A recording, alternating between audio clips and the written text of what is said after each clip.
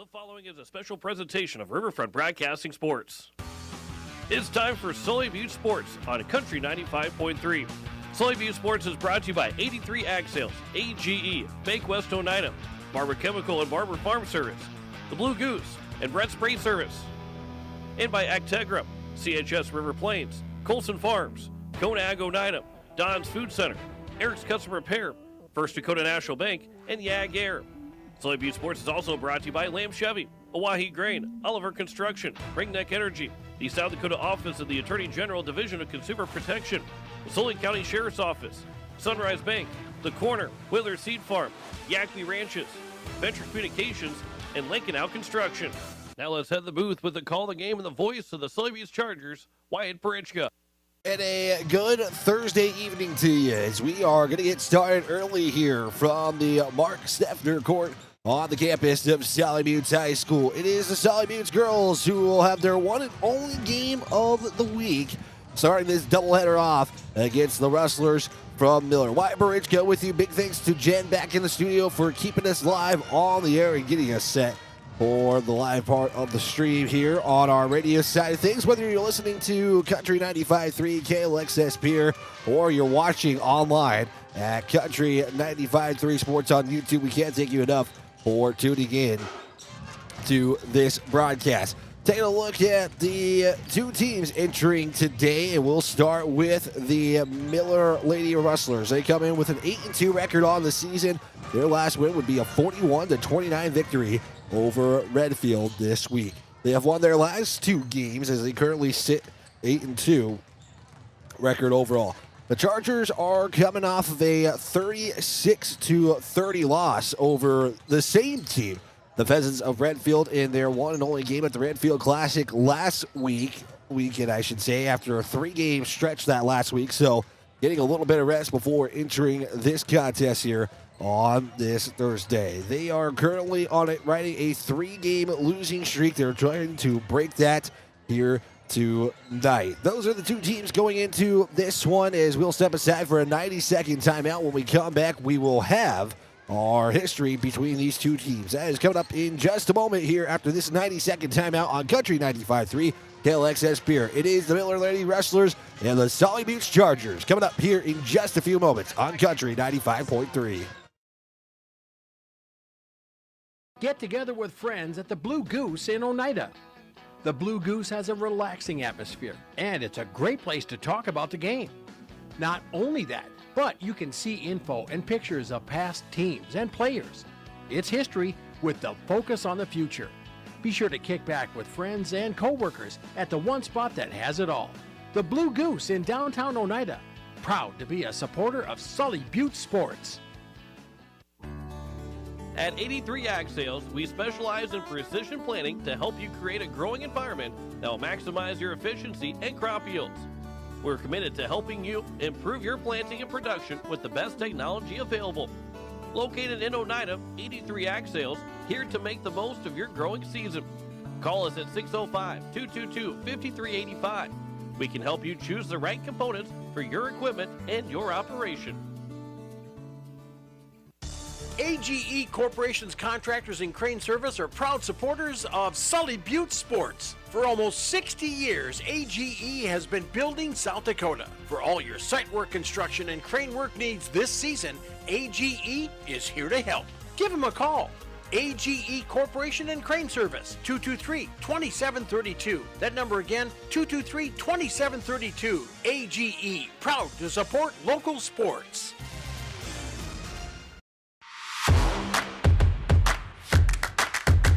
It is the pregame show brought to you by 83 Ag Sales, getting us tipped off for tonight's game between the Miller Lady Rustlers and the Sully Butte Chargers in a doubleheader with the boys coming up here in just a little bit. Taking a quick look at the standings coming into tonight for each respective team, and we'll start with the Lady Rustlers from Miller. They are currently second in Region 6A at that 8-2 record with 42.7 seed points. Oldbridge Pollock at 5-2 with 43.857 points. If we drop down real quick to the Sully Butte classification in the Region 6B, You can see the currently 8th in the standings right now. They'll have some of these opponents coming up featuring Gettysburg. They'll have Sunshine Bible Academy coming up as well. But you see the Highmore Herald Lady Pirates and Ipswich Lady Tigers sitting at 1 and 2. So that is your look for those two teams coming into tonight where they sit in the standings. Let's take a look at how these two teams haven't fared since 2007. According to Max Preps, the Chargers are currently 12 and 7 if you go all the way back to 2007. So it will be the 20th meeting here for these two teams since 2007. Miller, though, has won the last 3 meetings, and they have won 6. They are 6 and 1 in the last 7 contests. The last meeting was the victory for the Lady Rustlers as they would defeat Sully Buttes 50-28 in January, just over a year ago. Sully Buttes' last win, well, you have to go to January 13th of 2022, where they would win a low-scoring affair with a final of 41-23. So that is the history between these two teams. You saw how they are record-wise coming into tonight. Let's take a look at some storylines here for this one. We'll start with the Miller Lady Rustlers. They're looking to continue their ways as they have played pretty well against teams above 500 and at 500 as well. They'll play their second straight team, though, below 500, so they're just looking to continue their winning ways coming into tonight. And again, a heavy senior class. There are 7 seniors on this roster, so it's a senior and sophomore heavy class. They have no juniors when I looked at the roster for the Miller Lady Rustlers. So heavy senior, heavy sophomore class for the Lady Rustlers. For your Chargers, they're looking to try to keep it close. Last game was a close loss to Redfield. We talked with head coach Susie really about that game.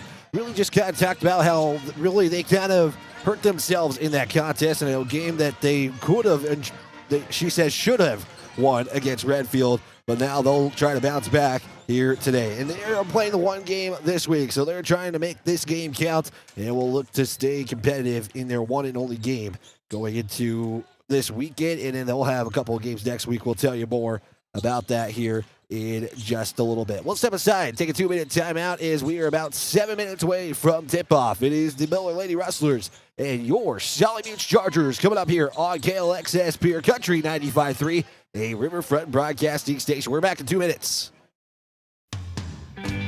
At AgTegra, we're leveraging the power of the cooperative to benefit our farmers and ranchers, their families, and local communities. We're creating jobs for your neighbors and putting money back into our communities. We're lending a hand in our rural fire departments, food banks, and 4-H and FFA programs. That's what local is all about. When you do business at AgTegra, you help us make a difference in your community. AgTegra, strong, stable, dependable, and local.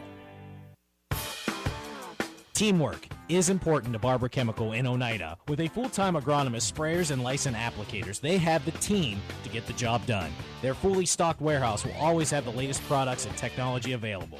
Service, quality, and efficiency. That's the game plan at Barber Chemical.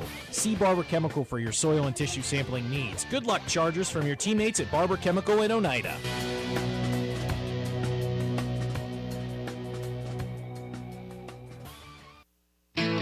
As community bankers, BankWest employees are deeply committed to supporting local causes, growing the local economy, and creating local opportunities. At a time when you can bank anywhere, we hope you choose BankWest. We'll be your financial partner for the long haul, helping you and your community achieve financial success. BankWest. Convenient, connected, committed. Member FDIC. At Ringneck Energy, our mission is to produce renewable energy that adds value to grain and livestock production, enhances the income of our investor partners, and provide a safe, rewarding work environment. Ringneck Energy, located at 901 Redwood Avenue in Oneida. Call 605-945-6900 and check out our website, www.ringneckenergy.com. Ringneck Energy in Oneida, creating economic opportunities in our community.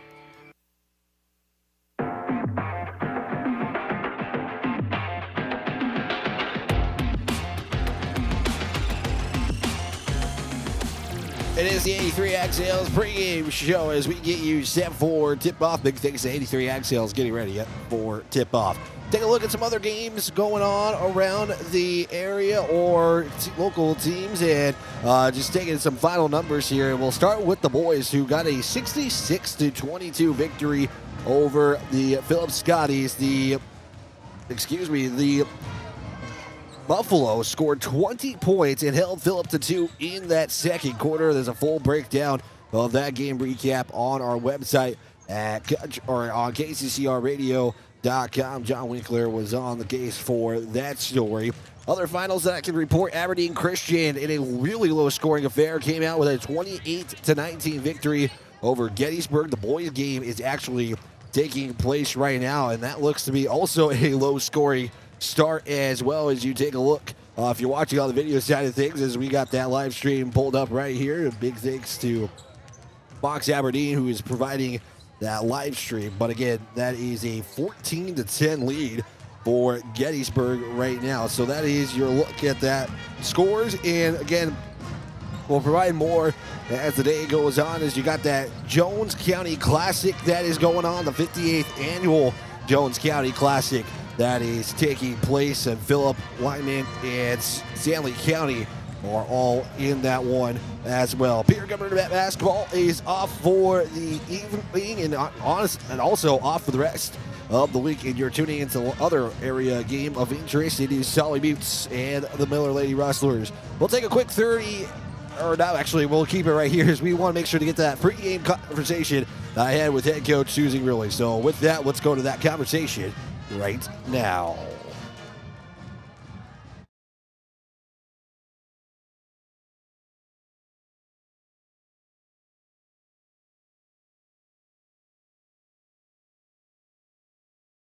Currently working on trying to get our audio and figuring out what is going on here, is we are trying to connect to the board, but we will continue working on that here in just a moment. So we apologize for the technical difficulties. I promise I got a pregame interview. Let's try it now. Back here on the 83 Ag Sales pregame show here with head coach Izzy Riley of the Sully Buttes girls basketball team. And Coach, we weren't unfortunately at Redfield, but kind of maybe recap Redfield a little bit and how it went for your team. It was a 36-30 final. Yeah, they played pretty well to start with, and then we had our spurts, and then we kind of fell apart a little bit and turned the ball over way too many times again, missed our layups again. So it's just things that's going to take time to keep on improving on, game for game, and practice. Yeah, how do you try to maneuver, just try to find that, just some kind of consistency with that? I mean, there's going to be some moments that there are good things, and then, I mean, it is high school basketball. Mistakes are going to happen, but maybe trying to get 3.5 quarters of good play, or even the full 32 minutes. Like, how do you just try to find that consistency?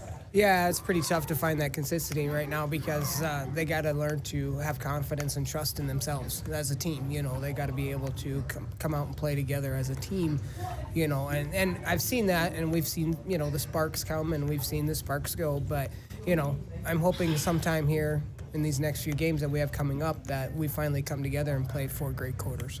You guys had a busy week last week, and now you kind of got to settle down a little bit. What were some of the things that you went over with your team this week, especially only having one game this week? Rest and relaxation a little bit, just to kind of give them a break with that 3-day spurt last week, and then just worked on the basketball fundamentals, you know, layups and free throws and, you know, our offense, and worked through a little bit of defense. Going into tonight, Coach, one and only game of the week, you're taking on a pretty good A squad from Miller. What do you know about this Miller squad and your approach going into tonight? They're tough. They're tall. They're going to hustle, and they'll be ready to run and gun against us, and it'll be tough for us to get a box out. If there's anything you want to see with your team tonight, Coach, what is that going to be, that one thing you want to see, and why? I would like to see us put 4 quarters together and just have the confidence and put the 4 quarters together. It would be nice to see them come out ready to go, put those 4 quarters together, and, you know, make our little layups and make our free throws and come out with hopefully a W. Perfect, Coach. Thank you for your time and best of luck today. All right, thanks, Wyatt. Big thanks to head coach Susie Rulli for taking some time here as we will get a national anthem here in just a few moments. We will also have your starting lineup, and also we will have your tip-off coming up here in just a few moments. The Miller Lady Rustlers taking on the Sully Butte Chargers. We are going to step aside and let the national anthem be played. It is going to be courtesy of the Sully Butte Band. Parents, please keep young children seated in the bleachers during the game for their safety and the viewing enjoyment of others.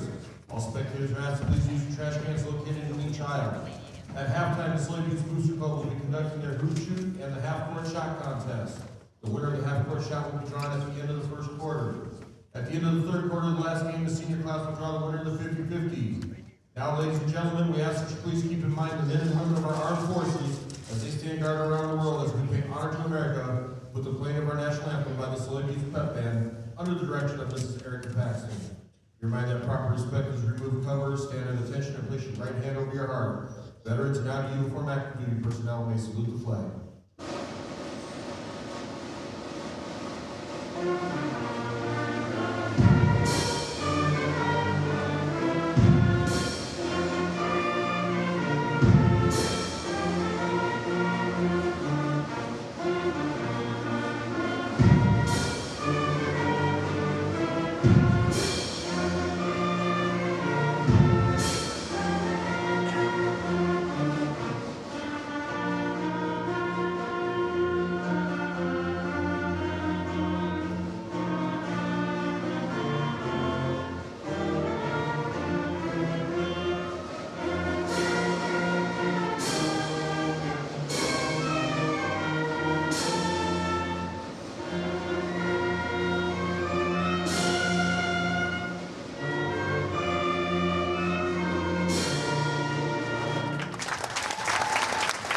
National anthem being courtesy of the Sully Butte Band. Let's take a look at your starting lineups and your uniform report. We'll start with the Lady Rustlers. They'll be in their road green uniforms tonight. They got the cursive lettering on their uniforms with white numbers, white lettering, trimmed in black. It will look like this. You'll start number 10, a 5'7" senior, and Grayson Wardle. It'll be followed by number 14, Kate Lichty, a 5'11" senior. It's number 20, a 5'10" senior, and Paige Wardle. Number 30, a 5'6" senior, and Jolie Palmer. And round up the starting lineup, it is a senior at 5'9", Madeline Sayenga. Head coach for the Lady Rustlers is Christy Lanky. She is currently in her second season, but has been coaching for 6 seasons at the high school level. But her second season is her second season as a head coach, but first season, I should correct. Apologies there, in South Dakota. So that is your starting lineup for the Miller Lady Rustlers. And let's take a look at your starting lineup for your Chargers. They are in their home white uniforms, purple letters, purple lettering, trimmed in gold with the Chargers on the uniform. It looks like this. It's number 14, a 5'4" senior in Brooklyn Birdie. She is followed by number 22, a 5'7" senior in Jada Yeager. It is number 23, a 5'5" senior in Nevaeh Westfall. Number 31, it's a 6' senior in number 31, Scotland Kinney. And to round up the starting lineup, it is a senior at 5'4". Number 32, Miley Weisheitel. Head coach Susan Rulli for the Sully Butte Chargers. Big thanks to 83XL's pregame show for getting us tipped off here tonight. And then also a big thanks to Venture Communication and Ringneck Energy for your scoreboard tonight as well. So we are getting set here. It will be Scotland Kitty in the center circle, and she will be taking on against the Lady Rustlers, Kate Lichty. Big thanks to Peggy for helping us with our camera work here tonight. So whistle is blown and we are underway here as it is going to be Miller controlling the opening tip, and underneath for opportunistic score for the Rustlers is going to be no good there, courtesy of Paige Wardle, but a second chance by Sayenga. So Miller's going to get a second chance here. Triple from the left side is good, and it's currently going to be a 3-0 advantage, or they're giving them a long 2, excuse me, courtesy of Wardle. And that's a steal on the other end. Going to be off the mark, so one and done as Berkland picks up the rebound and going the other way here. First possession for the Chargers, looking to avoid those turnovers after what happened on Saturday. Chargers will turn it over for the second time. Wardle gets it, looks to kick it out, does. Gives it off there to Lichty, left side. Back out now up top to Wardle. A couple of Wardles on this roster. I believe there's 3 of them here playing this evening. This is Kate Lichty for 3. No good. Cyengo rebound. And once again, it's going to be another opportunity for the Lady Rustlers. And quickly, you're already seeing the out-rebounding this game so far. 3-1 for the Lady Rustlers. Tapped out of bounds. It will stay with Sully Buttes with 6:59 left to play. So they'll just come to the near side now. Chargers going from left to right. Miller from right to left. They are bringing the full court press in, and that one's going to be thrown out of bounds, and it will go back to Miller. So already tough start here for Sully Buttes. Only down 2-0 though, because that shot looked like a 3, but they did count it as a 2. Inbound play is going to go up top there to Wardle. Wardle looks to go in for Cyenga. Fighting for the basketball on the floor. Picked up there by Wardle. Up top now to Lichty. Swinging around, mid-range jumper. Pulled up there by Gracie Wardle. And we'll get a whistle. And it's going to be a foul on the Rustlers. Foul is going to be Paige Wardle, who picks up her first, team's first of the game. 6:44 left to go here as Bernie's going to try to get it over the midcourt stripe, and she will. That one almost poked out of there, and it's going to be another foul for Miller trying to reach in there. Grayson Wardle picks up the foul. That'll be team foul number 2 for the Lady Rustlers. Out of bounds play on the near side. Westfall triggers it into Birdie. Now swinging to Yeager on the left side. Just trying to get an offensive set here on the Chargers as Yeager going to try to drive all the way in. Can't get the shot to go. It's brought down by Lichty. 6:24 left to go here. First quarter inside. Wardle left side. No good. Scotland Kitty picks up the board. And we'll give it off to Birdie. Slow jog over the interlocking letters on the midcourt side. Weisheitel drives in, will lose the basketball. And it's going to be poked out there by the Lady Rustlers, and it will stay Sully Buttes basketball. Westfall going to trigger it right next to the Miller cheer squad who came here today. Shot's no good and brought down by Grayson Wardle for another rebound and another turnover. So already just have played 2 minutes of basketball, and we've had 4 turnovers to account for. Weisheitel to Westfall. Court press here by the Lady Rustlers. Now they'll back off here. Westfall to Bernie. Right side goes the attack. Goes off the baseline. Shot is a little too high, and Yeager will come up with the basketball and give the Chargers an extra possession. Westfall to Yeager. Goes into the paint with Kinney. Kick out Bernie. Quick catch and shoot 3. That's going to be off the front iron and drops to the right side. It's another rebound there for Grayson Wardle. Already a couple of rebounds here, and it's still 2-0 on the Reneck Energy scoreboard with 5:23 left to play. Cyenga underneath gets the 2 to go, and she's got her first bucket of the night, and it's now 4-0 on the Venture Communications scoreboard in favor of Miller. Yeager on the drive, bounce pass it off to Kinney in the post. Now gives it off. Nice cut there by Westfall for 2. And the man Westfall gets the first points for the Chargers. Takes that goose egg off the scoreboard. It's now 4-2. On the other end quickly, it's a shot there from Wardle. Shot's going to be last touch there by the Chargers, so it'll stay Miller basketball. Weisheitel going to check out. Checking in for the first time, it's Tavery Smith. Inbound to Lichty. Shot no good. Rebound by Yeager. Really having a really good stretch of basketball here as of late. He's had a double-double. Nearly had a 20-20 game in their contest against Ipswich. Here's Birdie now. Now gives it off to Yeager on the right corner. Down about a 3 now. Drives on the baseline and will step out of bounds. And the Chargers will turn it over. Still 4-2 with 4:32 left to play here in quarter number 1. No changes yet. Actually, Jessa Russell is in for the first time for the Rustlers. Bernie trying to poke it away. She does. That's a turnover. Nice job there by Bernie. Could have been easily called for an over the back, but does a good job avoiding that. Yeager goes behind the back on the other side, and it's going to be poked out of bounds by the Rustlers with 4:08 left to play here in the first quarter. Doing a good job not letting really the Rustlers take some time, and as soon as I say that, the Chargers will turn it over. Then Bernie pokes it away and gets it back. Bernie found out pulling it, gives it off to Smith. And avoids that traveling call. Was completely blocked there. No foul by the Rustlers, so the Chargers will keep it here for the possession.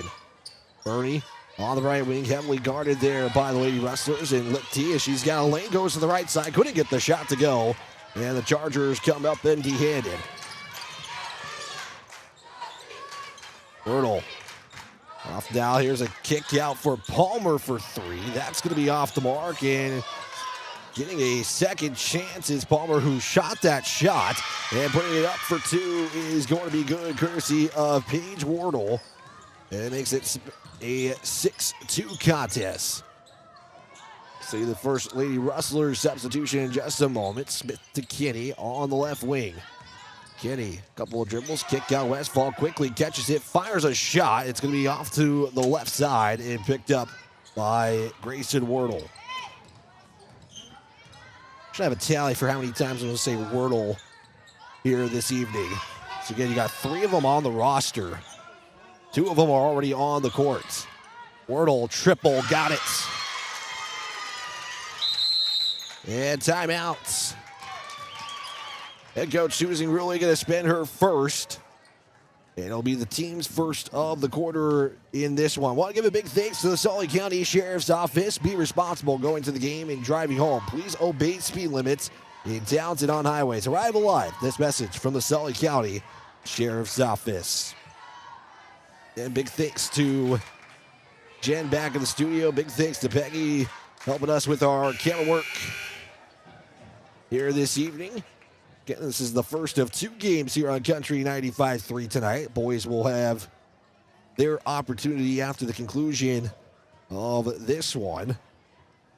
Trying to give you some kind of update in Aberdeen between Aberdeen Christian and the other contest. And it looks like the game I reported was the JV game. So I apologize. That first game that we mentioned for Aberdeen Christian, it looked like just because the varsity game was saying it was going, but we apologize. So that game just now getting underway for the girls in Aberdeen Christian in Gettysburg.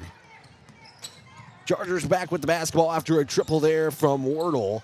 It's the Lady Rustlers a 9-2 advantage on the Ringneck Energy scoreboard. Marty pass over to Smith, looks for Kenny. Nice idea on the cut, but a couple of Lady Rustlers there to turn it over. Clock at 2:18. There's a give down to Palmer. Palmer's on the right wing. Skip pass over now to Grayson Wordle 3. That one off the mark, and it's Jaden Yeager who comes up with the board. Yeager gives it off to Westfall at the top. Now is looking for Bernie as that one gets deflected over to Smith. Trying to get the pass over to Westfall, and we'll turn it over. 2-on-1 as Kenny's got the hard job of the 2-on-1 matchup. Does a good job just forcing a shot up there. It's going to stay with the Lady Rustlers, but give credit to Skylar Kinney on the defense there. I mentioned that first substitution is checking in for the first time is Kylie Annenberg. Now it's Grayson Wordle go inside, and we'll get a whistle with 1:42 left to play. And going to the line will be Paige Wardle. The first team foul by the Chargers here tonight.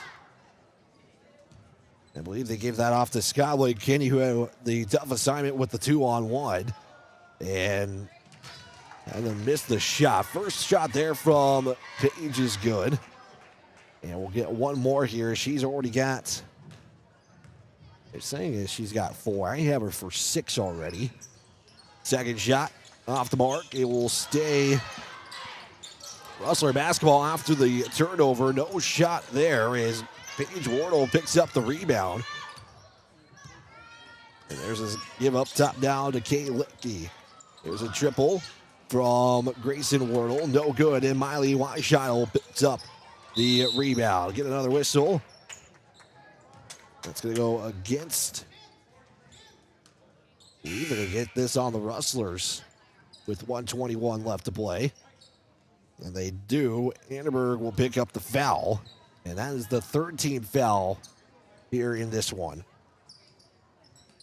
Ellie Nelson is in for the first time for the Chargers.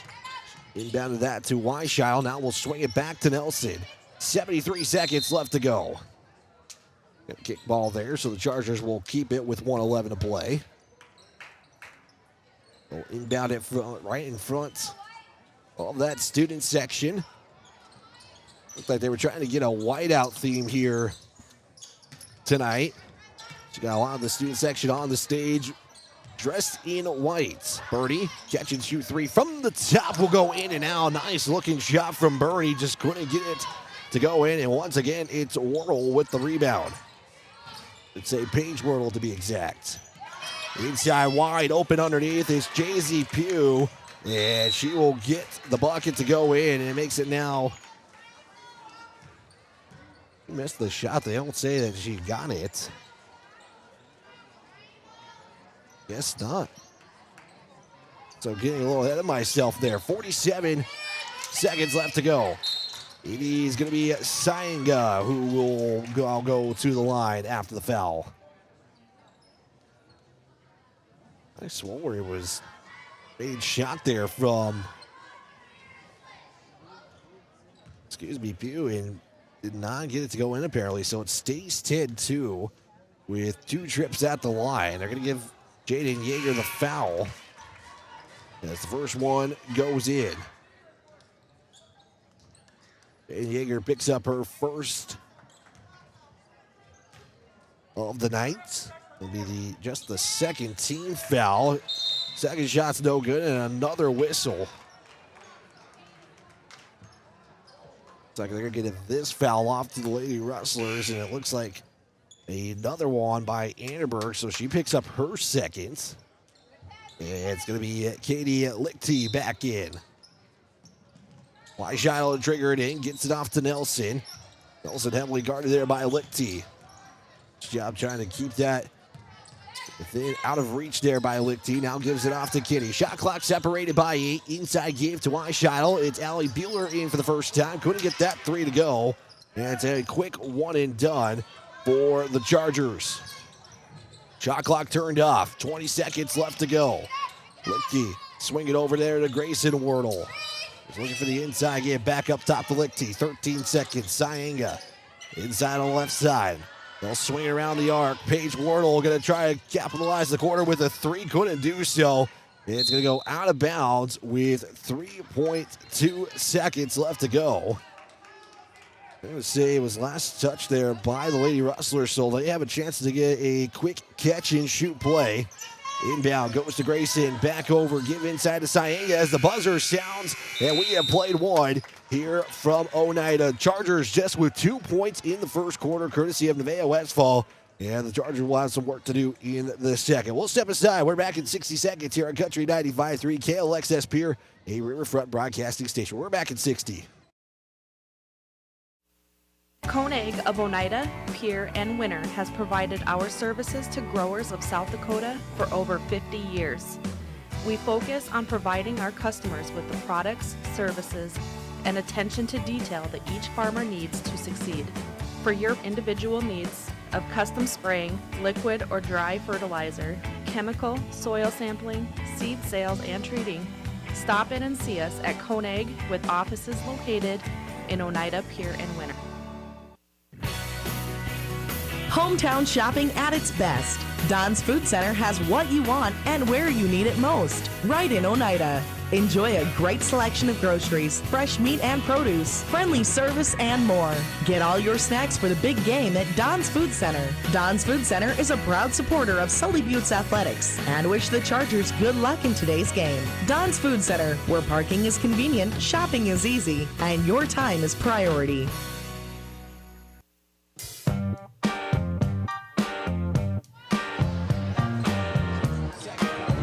Going to get underway here from Sully Buttes High School. Chargers go 1 of 8 from the field, and they will start with the basketball here in the second quarter. Quickly inside to Yeager off the pass from Ellie Nelson, and she'll go to the line as the Chargers make their first trip to the line here this evening. So Rustlers picked up 4 fouls in the first in not even 5 seconds of basketball.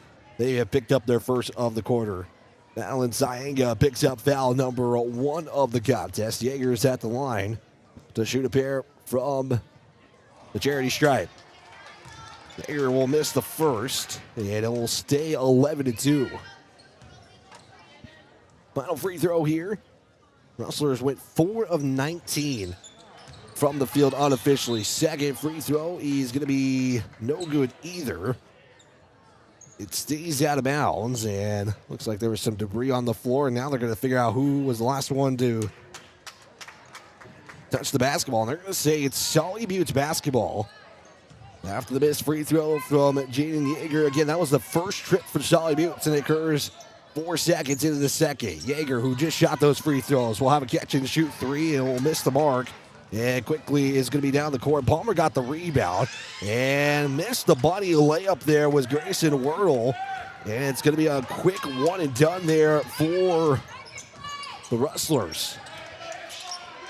So, I mean, it's needing some buckets here just to find a spark to get the scoring going here in this one. Bueller, she'll try to start it off. Hits the iron on the right side, and we'll have another whistle. And the Chargers will pick up a foul. 3 was no good by Bueller. And it looks like Bueller was trying to go hit the rebound, but they'll say it's Skyline Kinney who picks up her second. And she has had some games where she's been in foul trouble early, and she has fouled out in a couple of games this season. So something to watch here as this second quarter goes down. Palmer for 2. That's one's no good either. And both teams just trying to find some consistency from the field. So the Chargers will get it off to the missed shot.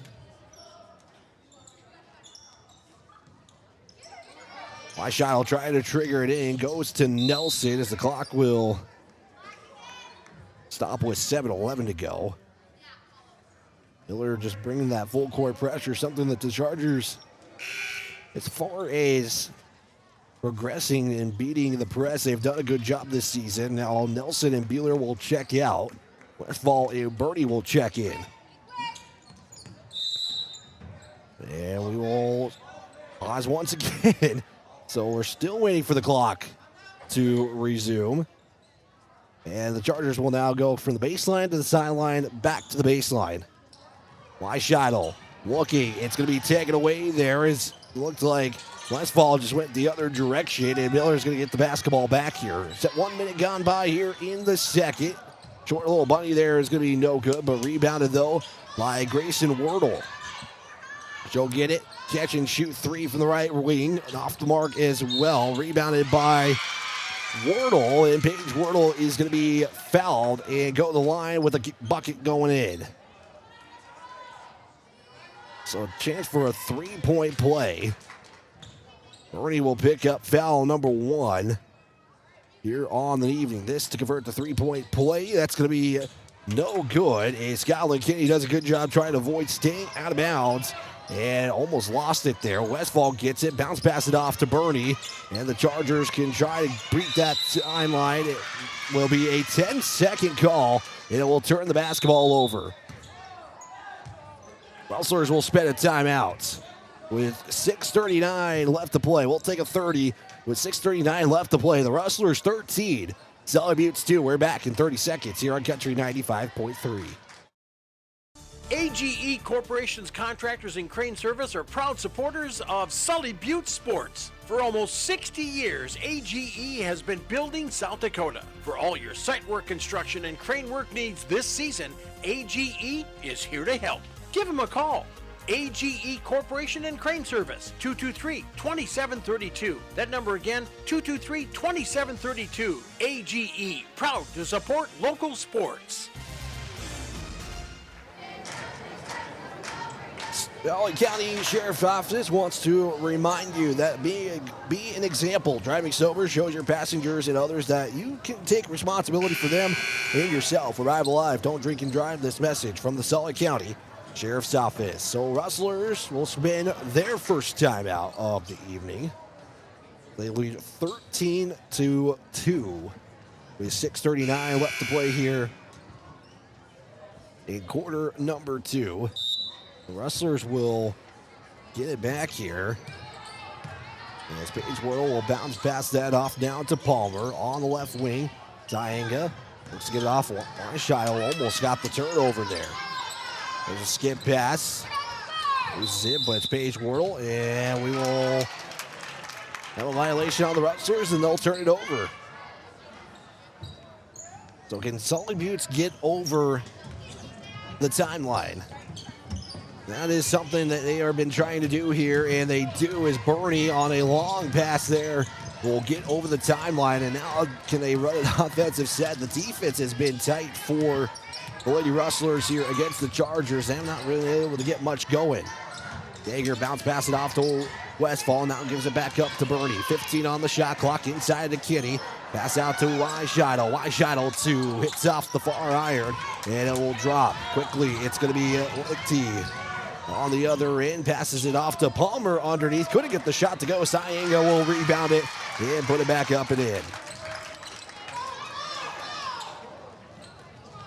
So right now your score is 15-2 on the Venture Communications scoreboard. Chargers will turn it over with 5:35 left to play.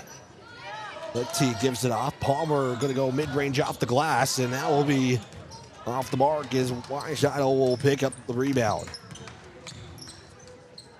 Chargers right now are being out-rebounded 16-8. It's going to be out of bounds and another turnover. Clock at 5:21 to go in the second. Now the Chargers just trying to slow things down, give themselves a chance offensively is what they got to find here. The defense has had its moments here in the early going. It's 15-2 despite the many turnovers. 3 off the mark, and we'll get them over the back on the Rustlers. So that will be a team foul number 2. It's going to be Kate Lichty who gets the personal foul with the reach over the back. 5:05 left to go. Jaeger will have that tapped out of bounds. It'll stay Sully Buttes, as that could have been another possible turnover early on here. Rebounds, like I was mentioning, 16-8 the Miller Lady Rustlers have here in the early first half. First time we're seeing J.C. Jaeger into the contest for the first time, and Ernie gonna fall to the floor, and hopefully she's all right, and was just trying to set up a screen for her teammate, and looks to be all right. Coach Ruling is making sure she's okay and might just give her a little bit of a rest. Good news is she gets up and walks under her own power. So Allie Beeler will check in, and Coach Ruling giving her a high five there for really taking that hard hit. So Chargers reset here with 4:55 left to go. Westfall. He's at the top now near the logo. She is just trying to find a direction to go. We'll see a Lady Rustler check in, and another out of bounds. And it's Allie Beeler who will be the last one for the Chargers, but it was last touched there by Wardle. They're trying to get an early substitution, and now they will make a change. So they're going to call that a foul on Grayson Wardle. So she'll pick up her second. And the Chargers will reset with 4:40 left to play. Jaeger He's on the right wing, and another reach foul there by the Lady Rustlers, and that will put the Chargers in bonus. They'll try to live at the free throw line here with 4:34 left to go. They're going to give the first foul off there to Haley Wordle. First time we're calling her name. And J.C. Yeager is at the line to shoot a pair. First free throw is going to be off the mark as the Chargers will still continue to look for that first made free throw of the game. And we'll have the boys game coming up next after the conclusion of the girls contest. And the second free throw, no good. And the Lady Rustlers will come up with the basketball. Wordle will bounce pass it off there to Pugh. Pugh kick back up to Lichty. Swing it to Page on the other side. Up top, Lichty. Quick catch and shoot three. Buries it. It's Kay Lichty with a triple, and it's now 18-2. Danny Yeager over the timeline, left side.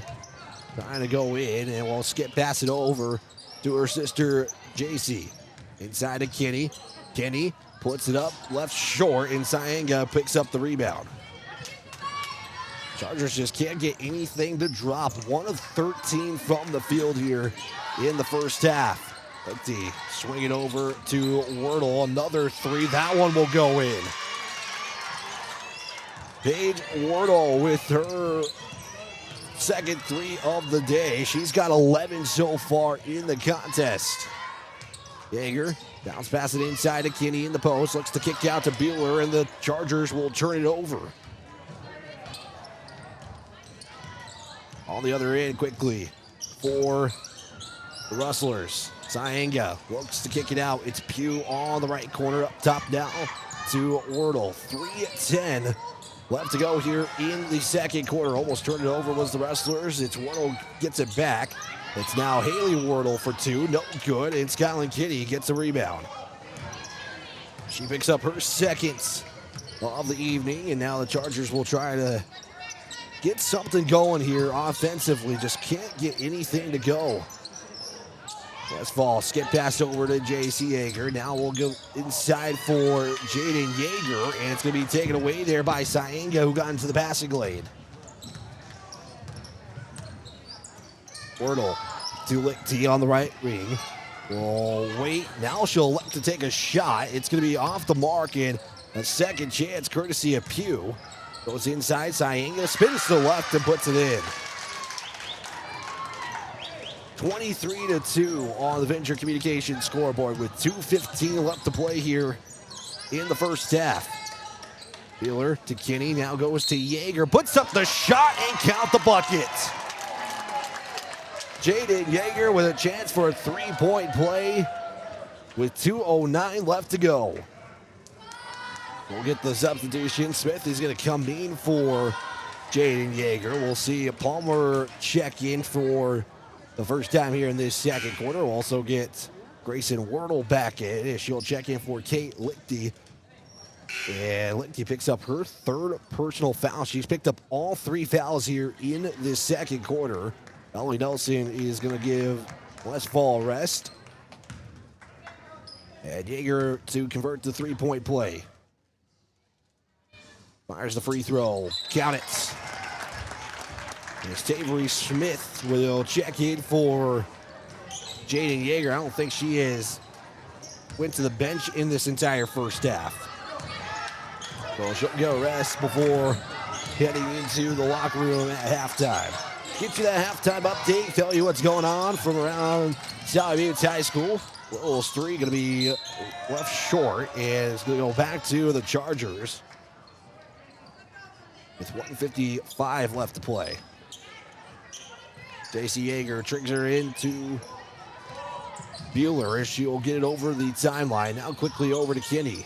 Kinney had two Chargers there. It's J.C. Yeager who comes up with it. Now gives it off to Nelson. She'll fire a three. That one hits the glass.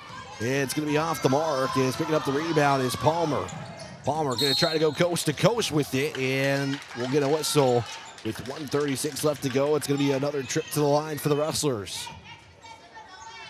Allie Bueller will pick up foul number one.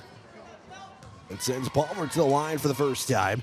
They'll look for free throws number 3 and 4 as they're 2 and 5 of the evening. First free throw is left short. And we'll get one more free throw. Jaden Yeager going to check back in for Bueller. And we'll get one more free throw. Looking to go 1 and 2 is Palmer. Second free throw is good. Takes it 24-5 on the Ring Neck Energy scoreboard. 93 seconds left to go here in the first half, and we'll get another whistle. And it's another trip for the Chargers at the free throw line. It's going to be J.C. Yeager who will get the free throws. And she missed her first 2 of the contest, and it was in the second quarter. They're going to give the foul off to Palmer, who picks up her first. Yeager's first free throw is good. Get one more free throw here from Yeager. Chargers just 2 of 6 from the foul stripe. Will miss the second, and Kinney almost got the rebound there, and it will stay. He tapped out of bounds, and it will stay Sully Buttes basketball. 91 seconds left to go. Inbound was looking for Kinney, and it'll be a turnover for the Chargers. Had a good look, did Kinney, just didn't see it coming. Palmer quickly catch and shoot from mid-range. One bounce off the iron, and a second chance is Palmer will go to the line as the pass from Wardle will get to Palmer. And the clock will stop, and another trip to the charity stripe. We'll get this foul off to Jaden Yeager, who picks up foul number 2. Palmer. Dribbles. Now will fire the first, and we'll make the first one of the 2. Get one more free throw here. It'll be 1:20 left to go in the first half, as Palmer will look to have the first perfect trip of the day by either team, and does. 26-6. Yeager looking again, was looking for Smith, and will turn it over. Or no, they're going to say it is going to be Charger basketball, so they gave that turnover they just had it at the moment, and it will stay Sully Buttes basketball with 1:12 left to play. Westfall triggers it in, and we'll get a whistle and have a check at the scores table. There's resetting the shot clock to 27 seconds as they completely reset it there. Westfall to trigger it in for the near side. We'll scan, look, gives it off to Kinney. Kinney will pick up the dribble. Now she'll drive, kick out to Yeager. Yeager left side was trying to zip it in there to the post to Smith. Stays alive though, is Westfall's able to save it. Kinney in the paint. Now we'll get a tie-up, and the possession there will favor the Lady Rustlers with 58 seconds left to go.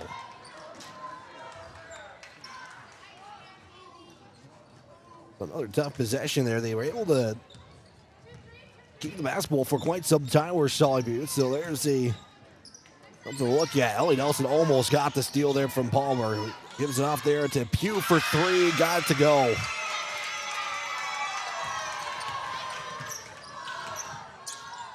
.40 seconds left to go. Kinney's got 2 Rustlers there, looking to pass it off, and we'll get a whistle on the foul. Will save it. Foul saves the possession with 36 seconds left to go. That could have been a worst-case scenario for the Chargers. It turned to the best-case scenario with a trip to the line. Kinney's first trip here, as the foul is courtesy of Pugh. And the first one takes a moment, but will drop. And we'll get one more free throw here from Kinney. Chargers make their 3rd free throw of the night. Make that 4. Substitution, Briley Weinheimer will check in for the first time this evening. And the Lady Rustlers will have to shoot this one off. There's 30 seconds left to go, but the shot clock is on. Separated by tenths of a second. Wordle gives it off to Pugh. Back to Wordle as Paige Wordle will go on the attack. And another whistle and a bucket will count. Paige Wordle has got 13 on the night. We'll get one free throw here as they do count the bucket. Foul was courtesy of Tavery Smith. And it's another three-point play for the Lady Rustlers. Now shot clock is turned off. 19 seconds left to go. Lady Rustlers have got 3 near the midcourt stripe. They'll give it off to Smith. Smith picks up her dribble, gives it off now to Nelson. 9 seconds left to go. Nelson was looking for the give inside of Westfall. The Chargers will turn it over. 3 seconds left to go. Inside Palmer spins, puts up the shot, and it'll be off the mark. And we have played one half of basketball at the end of the first half. It is the Lady Rustlers from Miller 32. It is the Sully Buttes Chargers 8. We'll step aside 2 minutes, and we will be back here for your first half statistics and individual statistics coming up here on Country 95.3 KLXS Pier, a Riverfront broadcasting station as we enter the 7 o'clock hour. Terry and Peggy Barber and family with Brett's Spray Service in Pier, Oneida would like to wish the Sully Buttes Chargers good luck with tonight's game and all season long. Call Brett's Spray Service today at 258-2743 for all your aerial application and retail chemical sales needs. The Barbers would like to remind you what Henry Ford once said, that when everything seems to be going against you, remember that the airplane takes off against the wind, not with it. Venture Communications provides blazing fast speeds for affordable internet services. Streaming has never been so easy as it is with these super fast speeds. Don't want to leave the house to mail in that pesky bill? That's okay. Venture Communications allows you to pay your bill online or with an e-bill mobile app. They have local support to help with all of your needs. Contact Venture Communications at 605-852-2224 or visit our website at venturecom.net. Building new, remodeling a little or a lot, or replacing the old with the new, Oliver Construction in Oneida is reliable, honest, and affordable in helping you make your house the home you've always dreamed of. Large or small, inside or out, give Oliver Construction a call at 295-2289 for all of your home construction and remodeling needs. Oliver Construction, 295-2289. Score big on your next vehicle purchase with Lamb Motor Company in Oneida and Gettysburg, Lamb Chevrolet and Implement in Oneida, and Lamb Auto Sales in Pier. Check out their large selection of new and pre-owned cars, trucks, and SUVs at any one of their locations, or go online to lambmotor.com. That's LAMBMOTOR.com. Or give them a call today at 800-952-2222. Lamb Motor Company of Oneida and Gettysburg, Lamb Chevrolet and Implement in Oneida, and Lamb Auto Sales in Pier.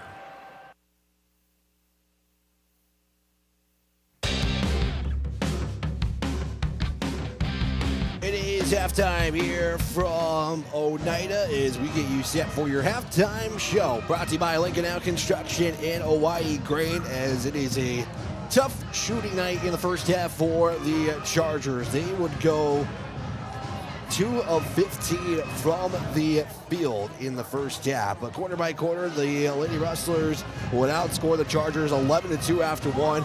They would add 21 points to the Lady Rustlers in the second quarter. They would hold the Chargers to just 6 in the second quarter.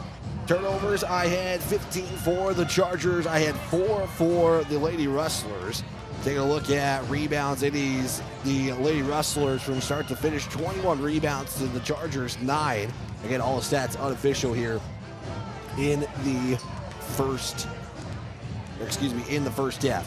For the shooting, I had the Chargers 2 of 15 from the field. They are 0 of 7 from three-point land, and I had them 4 of 9 from the free throw line in this one. For the Lady Rustlers, 11 of 37 from the field, 4 of 13 from three-point land, and 6 of 10 from the charity stripe. No lead changes, no ties in this one so far. We'll step aside, 90-second timeout, and we'll get you some individual statistics coming up in just a moment here on Country 95.3 KLXS Beer as we continue your Lake Canal Construction and Hawaii Grain halftime show in 2 minutes.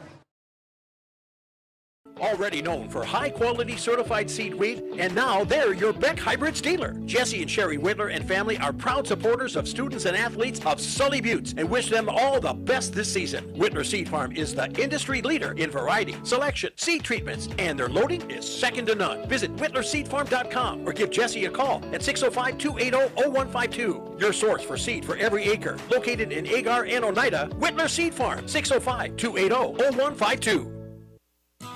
Eric's Custom Repair supports Sully Butte Sports and its athletes. Eric's Custom Repair is your trusted mechanic located in Agar. Stop into the gas and convenience store to fuel up and fill up too. Eric's Custom Repair, located on Highway 83 in Agar. Call today to schedule an appointment. 605-258-2137. That's 605-258-2137 for Eric's Custom Repair of Agar. Go get 'em, Chargers.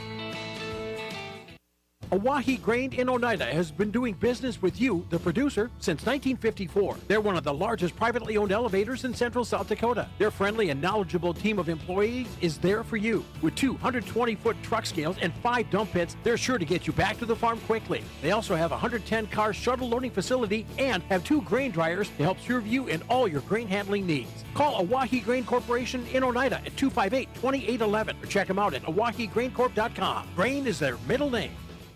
With over 40 years of experience, Lake Canal Construction Incorporated is your one-stop shop for grain handling on the farm or commercial. From repairs to complete new build projects, we've got the expertise to take on the toughest jobs. We're a proud authorized Sukup dealer ready to meet all your grain bin needs with quality products and dependable service. Call Todd today at 605-295-0011 for quality work backed by a crew you can trust. From Todd, Gary, Legina, and the entire Lake Canal Construction crew, good luck, Chargers, on a winning season.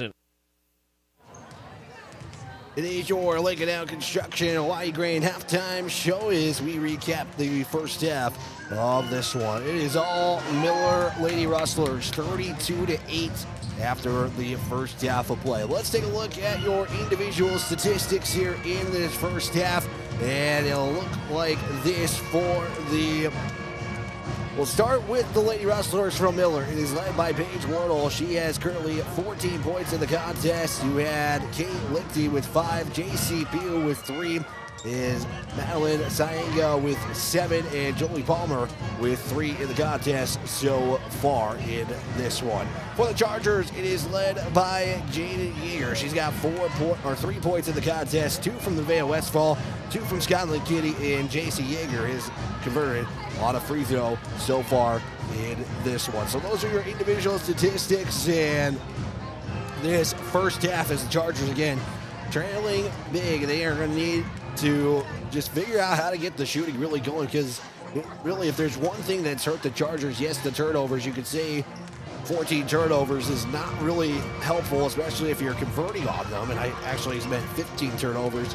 But the Chargers just have had 2 shots from the field go in so far in this one. So Chargers looking for a big second half shooting wise, is again, this is their one and only game of the week. Taking a quick look real quick before we take one more final break here, is we do have a report to get to you. It is the Student Council Report brought to you by Brett's Spray Service. And taking a look at what's going on for the rest of the week here, and starting for Saturday, or I should say Friday, the Charger Boys Home Wrestling Triangular will be against Lyman and Hardin County beginning at 5:30. It's also parent night for the Boys and Girls Senior Night as well. Ceremony starts at 5:15. Saturday, it will be boys in JV and varsity wrestling at the Gettysburg Invite. That's at 9 o'clock. And Sully Butte Middle School basketball will at the YTC tournament. And it's going to begin at 10 a.m. That's on Saturday. Again, just a note here, no school on Monday for Martin Luther King Jr. Day, but the one-act public performance is taking place at 7 o'clock. So that is your Student Council Report. It is brought to you by Brett's Spray Service. Final 60-second timeout, second half action coming up next here on Country 95.3 KLXS Pier. Back in 60. Inheritance, romance, and investment scams continue to plague South Dakotans with high dollar amount losses. They prey on vulnerable adults and swindle consumers out of their funds. Scammers befriend the victim, making it difficult for them to see the reality of what's happening. If you have a loved one susceptible to this type of scam, sit down and talk with them about these issues before it happens to them. If you or a loved one have been scammed in this manner, please reach out to the South Dakota Office of Attorney General's Consumer Protection Division at 800-300-1986. Barber Farm Service Incorporated and Barber Chemical wishes good luck to the Sully Buttes Chargers. Growers, call Ken or Jack for all of your planting and harvesting solutions at 258-2708. That's 258-2708. Barber Farm Services and Barber Chemical, located under the White Water Tower, 2 miles south of Oneida. They know that hard work does pay off. Go Sully Buttes Chargers from all of us at Barber Farm Service and Barber Chemical.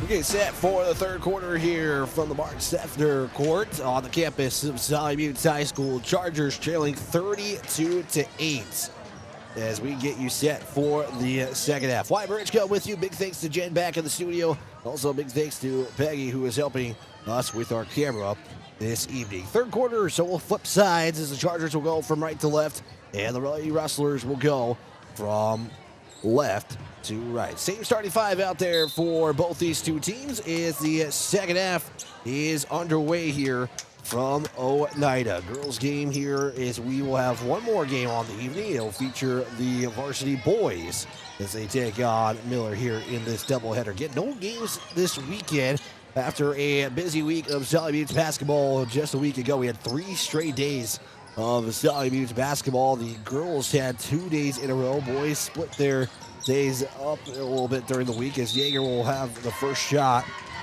Be off the mark, try to go for the rebound, and it'll go back to the Rustlers. 7:30 as we got 30 seconds by on your Ringneck Energy and Venture Communications scoreboard. Inside give there to Palmer. She'll fire a mid-range jumper. Few bounces, and it's going to be off the mark. Second chance, though, as Lichty picks up the rebound. Miller working the left side. Now they'll swing it back to the right. Skip pass over there to Wordle. Wordle inside to Syanga. Kick up top there for Wordle 3. No good. Yeager will come down with the basketball. Yeager with 5 rebounds here on the evening. Westfall will get that from Yeager. Now he's looking past there for Kitty as she was a little too far from the pass, and we will have a whistle and a stoppage. Looks like a violation on the Chargers, so they will just give the basketball back to the Lady Rustlers. It'll be turnover number 16 on the night here. Chargers looking to go zone defense as Bernie's trying to get the jump ball. Couldn't do so as the kick out there for Wordle is going to be no good. And the Rustlers go for back-to-back threes and will miss those threes to start the second half. Their game against Redfield, the Lady Rustlers took some time. It was Weishile trying to go for a 3. Was trying to run down her own rebound, but just fell there. As T gives it off, but it's going to be Westfall coming back up with the basketball. Westfall to Weishidle on the right side. Bounce pass it inside, looking for Kinney. It's going to be last touch there by Syanga. And it will give basketball back to the Chargers. Tavery Smith will check in for Weishidle with 5:59 left to go. Westfall to trigger it in. Looking, scanning, trying to find somebody. You got to just throw it in there and give yourself a chance as Bernie will try to put up a shot from a floater. And going to get that one to go. Syanga with the basketball. Quickly now it's Palmer at the top. Picks it up. Scoop pass over to Syanga. Now over to Grayson Wordle. Clock at 5:40. Shot clock at 20. Wordle back up top to Lichty. Now we'll swing it over to Palmer. Left side now give in to Wordle. Left side layup is good. Paige Wordle with her first bucket of the second half. She's got 16. The scoreboard says she's got 14. And it looks like they did give a bucket to Syanga in that second quarter, so that should be where the 14 points come from as I'm looking at the scoreboard up top. Turnover by the Chargers. Lichty has that shot altered there by Kinney. Nice job defensively on the altered shot. Smith came up with it as Kinney was looking for Yeager, couldn't get the layup to go. And that is the quickest one and done you'll see in basketball. And that one on the other end for for Paige Wardle is good. Get a whistle and a timeout, and a timeout taken by the Chargers. Just a little bit of a slow start here. It's a quick 4-0 start. 30-second timeout. We'll take a quick 30. 4:48 left to go. It is the Miller Lady Rustlers 36, Sully Buttes 8. We're back in 30 seconds here on Country 95.3. Communications has deep roots in rural South Dakota. Venture now proudly provides fiber to the home with 100% of our customers, enabling them to enjoy super fast and reliable internet connections. We'd like the opportunity to keep you in touch with the people and resources that matter most. 100% fiber and 100% committed to rural South Dakota. Call Venture Communications today at 605-852-2224, 605-852-2224, or online at venturecom.net. Be a good sport, whether you're at the field or at the gym. Good sportsmanship is a responsibility, whether you're at home or on the road. Show your respect to the players, the fans, and the facility. Arrival Live, this message from the Sully County Sheriff's Office. Coach Rilling electing to spend the entirety of her 60-second timeout that she just took there. Chargers still looking for their first bucket there. It's about 3 minutes and 20 seconds into the second half and are scoreless. So they do get the basketball after the made shot there from Paige Wardle, who's got 16 on the night. Smith will give it off to Westfall as the Chargers did have their starting five out there. Avery Smith did come in for Weishidel. Ellie Dawson will get set to check in. Kinney on the elbow, looking, gives it off to Smith. Smith to Yeager, left side, goes baseline, puts up the shot for two, and it will take one bounce off the iron and fall to Kaylin Anderberg, who comes in for the first time here in the second half. Shot for two is good. Palmer will convert that shot. And we are now going to be in that running clock here for the rest of the second half. Chargers will turn the basketball over, as one official was unsure that the other official did say it is going to be Miller basketball. As the clock is going to continue on here, so we are just a little bit behind on our scoreboard. Brought to you by Venture Communication and Reneck Energy.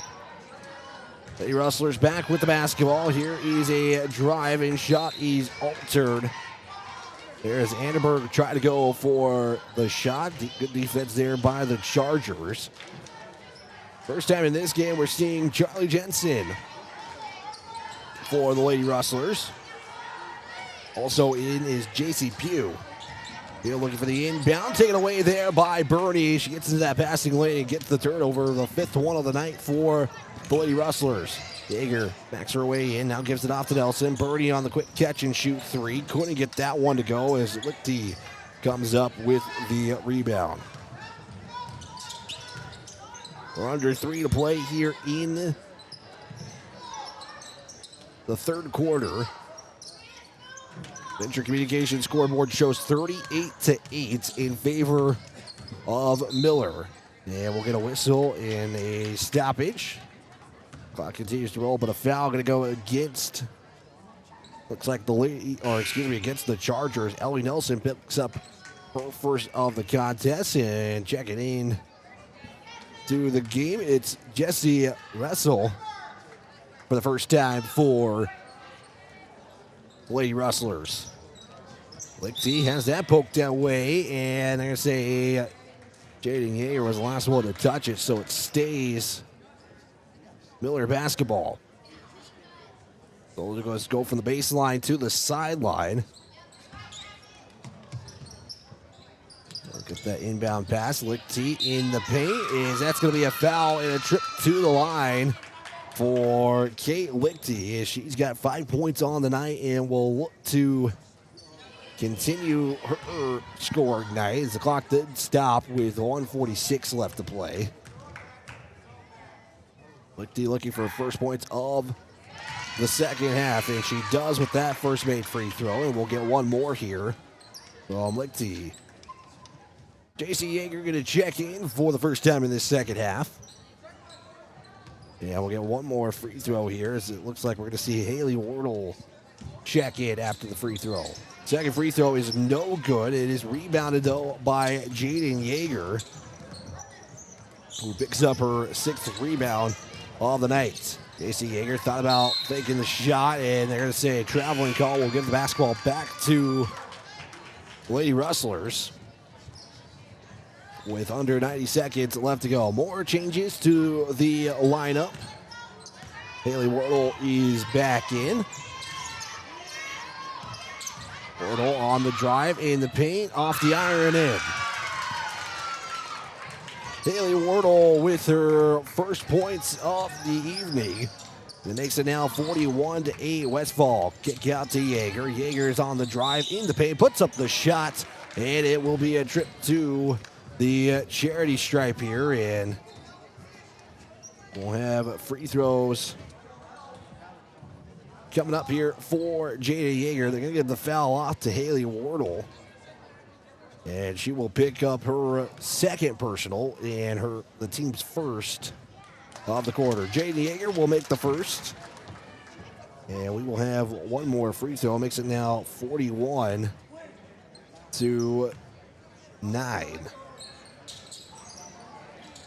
Second free throw, he's no good. Ellie Nelson, though, picks up the rebound. Chargers try to get a second shot there as Jaden Yeager couldn't get that one to go in.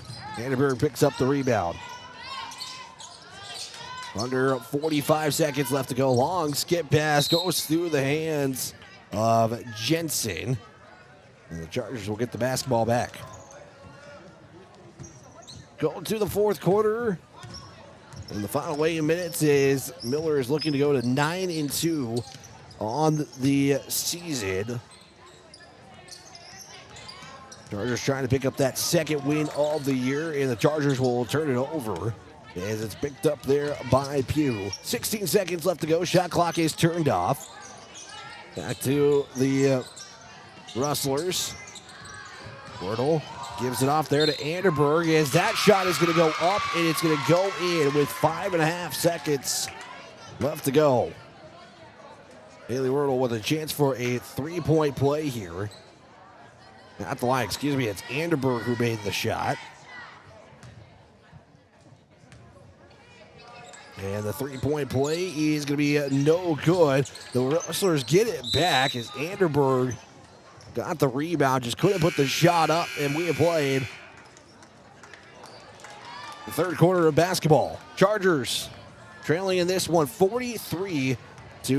We'll step aside, and we'll be back here for the final 8 minutes after this 60-second timeout here on Country 95.3 KLXS Pier, a Riverfront broadcasting station. Sully Butte Chargers are on fire, and so is our grill. Before you head to the field or the court, stop by the corner. We're celebrating the Chargers. Come fill your tank, grab a drink, snack, and show your team spirit with us. It's where Charger Nation gets ready to go. For either home or away game, fill up your car and your stomach. Call ahead if you're running late at 605-258-2400. Order your pizza or burgers and have them waiting on you. The corner is located on Highway 83. Sunrise Bank. Getting you set for the fourth quarter here. Chargers score just a free throw in that quarter. They trail 43-9. Final 8 minutes. Here is, it looks like the Lady Rustlers will start letting the bench get some more minutes here. Chargers going to roll out Skylar Kinney, Nevaeh Westfall, Jaden Yeager, J.C. Yeager, and Berklin Burney as we get you set for the final 8 minutes here of the girls' contest. Yeager will give it off there to Kinney as Kinney loses it. Yeager is always able to pick it back up. Burney to Yeager. Charity stripe mid-range shot is no good as Kinney was trying to save it. And it goes to the Rustlers. And this was the Chargers' lone game of the week here, as they again had a makeup game on Tuesday last week. They would play 2 more games featuring Highmore, Herald, and Redfield in a back-to-back. And now just getting that break, probably a much-needed break after 3 games of the week. Rustlers will turn it over with 7:10 left to play. Yeager's going to give it off to Westfall. Now back to Jaden Yeager, who will go on the drive, and it will be a foul. And it will send Jaden Yeager to the line, who went 1 of 2 in the third quarter. She's made 2 of 5 here today. Allie Bueller will get set to check in. First free throw will be off the mark. Basketball action returning on Tuesday. It's a doubleheader at Timberlake. JV game starting at 4. Varsity is going to follow, but again, a doubleheader that will be broadcasted right here on Country 95.3 and online at Country 95.3 Sports. It's Yeager who gets the second free throw to go. And the shot there going to be off the mark, and it's going to be Westfall who gets the basketball courtesy of Yeager. They say the score is 44-9. They'll probably have to fix that here in just a moment. Bueller gets it on the catch and shoot 3 from the right wing. No good. Yeager rebound, puts it back up, and it will drop in.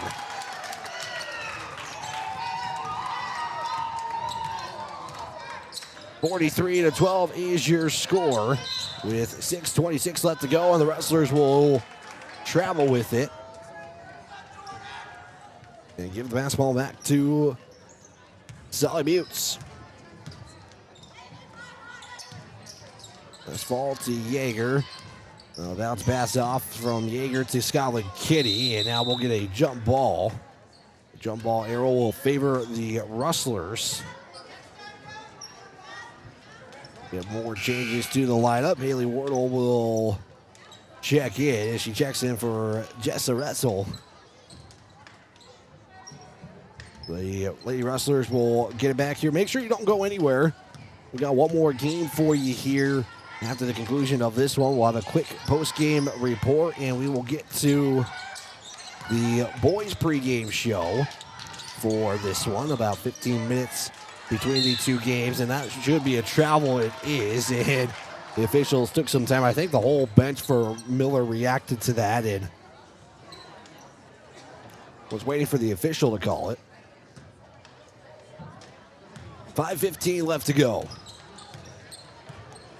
And it is a continuous clock, and Coach Ruling will spend a timeout with 5:10 left to go here in the fourth quarter. Chargers down 43-12. It's a 30-second timeout, so we will just keep it right here for you on Country 95.3 KLXS Pier.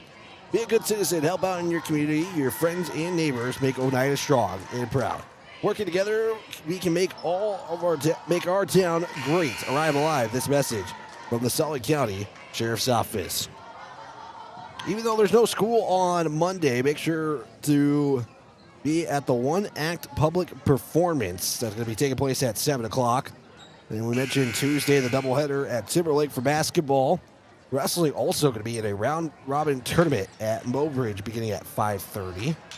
And the Region 1 Act competition at Riggs Theater in Pier. Sully Buttes will perform, they're saying, approximately 11 o'clock is what they're saying for that one performance act on Wednesday. Chargers will lose the basketball and turn it over. So Miller will get it back here. Miley Weisscheidel will check back in. As everybody for Sully Buttes has played tonight. At least they've gotten some minutes here today. Wardle was given off to Jensen and is now swinging it over, and we'll get looks like a whistle and a foul. That'll be the first foul on the Chargers as Miley Weisscheidel was trying to go for the reach. So we'll inbound it on the near side baseline with under 4:19 left to go. Inbound will go to Annenberg, who puts up the shot. No good. Second chance also is not good. So Annenberg gets 2 opportunities and couldn't get the bucket to go. And it's Jaden Yeager who picks up the rebound for the Chargers. Kenny has 3 Lady Rustlers, and then they'll get the whistle and a reach again. We'll give this foul off to Jordan Pugh, who is in for the first time. Has actually played the entire fourth quarter so far. Charger inbound for the baseline. Gets it off to Yeager. Almost loses it, and they're saying Yeager had that deflected. Beeler was looking for Weishottle. It's a turnover, and on the other end, it's going to be Pugh who will be fouled. And it's going to be 2 free throws coming up here for the Lady Rustlers.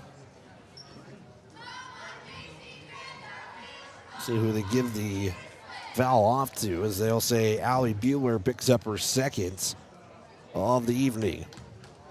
See another check in here in just a moment. Jessa Ratzel is going to check back in as the first free throw there from Pugh is off the mark. Lady Rustlers 7 of 14 from the charity stripe. Sully Buttes, one less made free throw, but 1 less attempt. Second free throw off the mark, quickly picked up there by Yeager. As Yeager's got all 3 points here in this fourth quarter scored, Westfall will have that go out of bounds. And the turnover night for the Chargers is a tough one. Miller is taking advantage on quite a bit of those turnovers. They have a 43-12 advantage here in the fourth quarter. Chargers, with the running clock, will have that shot missed there from the Rustlers. Second chance put back up there by Haley Wardle after the missed shot there from Jensen. But the Chargers will drop to 1-9 on the season. And again, they'll have the weekend off as Bernie will miss the shot. Rebounded there by Kinney. But the Chargers will have a trip to Timberlake. I believe there's 2 games next week, and I actually might be wrong. There might be 3 days of basketball next week. Kinney getting the inbound. There's a give down to Westfall, as Westfall will get another whistle. It's going to be on the floor, so the foul will go against the Rustlers as they'll pick up team foul number 4. As Wardle just picked up back-to-back fouls. Here's Kinney now. Up top there to Bueller. We'll give inside to Kinney in the paint. Looks for the kick out to Yeager. Almost lost it. She gets her own almost turnover there. No good. Bueller tries to put up a shot. That one going to be left short. And a couple of opportunities and no points for the Chargers. Back to Miller. We'll have a quick post-game report as we got to get you set for the boys game coming up next year. We appreciate you tuning in, however you may be tuning into this broadcast. Jensen was trying to zip that pass in there to Annenberg, and we'll turn it over. Final minute 10 here. We're going to say that's going to be a turnover on Sully Buttes. It looked like a kickball violation. Ellie Nelson will check in here for the final moments of this one. Get you to that 83 Ag Sales boys pregame show. Wardle will fire a shot from the top, off the mark as Bernie comes up with the rebound. Bernie, a couple of rebounds here tonight. Kinney to Bernie, 3. Can't get that one to go either, and a whistle. And that's going to be a foul as well, and I believe they're going to get... They're going to give this to, it looks like, I thought there was a foul on the Chargers, but they're going to say the clock stops with 22 seconds. Not sure who they're going to give that foul off to. They say Berkland Bernie now picks up the foul. Took a second for the scoreboard to show the foul. Peyton Yeager will check out as Ellie Nelson will check in. Final 20 seconds here as the shot clock is turned off. Miller can hold it if they elect to, if they want. It looks like they're going to try to maybe get one more bucket here to end the night. Chargers are going to, again, fall to 1-9 on the season with a game on Tuesday. Looks to be about maybe a 6 o'clock start, and Miller will hold it. That's your final, as Sully Buttes will fall 45-12 here on this Thursday night. We'll take a 2-minute timeout and recap this contest as you are tuned in to Sully Buttes basketball here on Country 95.3 KLXS Pier, a Riverfront broadcasting station. We're back in 2 minutes.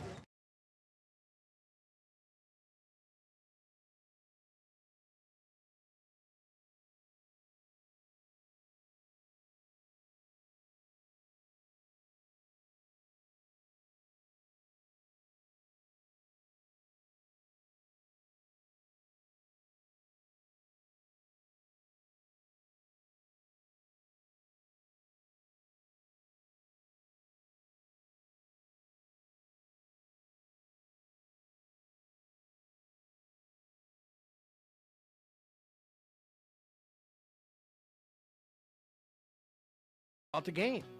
Not only that, but you can see info and pictures of past teams and players. It's history with the focus on the future. Be sure to kick back with friends and coworkers at the one spot that has it all. The Blue Goose in downtown Oneida. Proud to be a supporter of Sully Butte Sports. At 83 Ag Sales, we specialize in precision planting to help you create a growing environment that will maximize your efficiency and crop yields. We're committed to helping you improve your planting and production with the best technology available. Located in Oneida, 83 Ag Sales, here to make the most of your growing season. Call us at 605-222-5385. We can help you choose the right components for your equipment and your operation.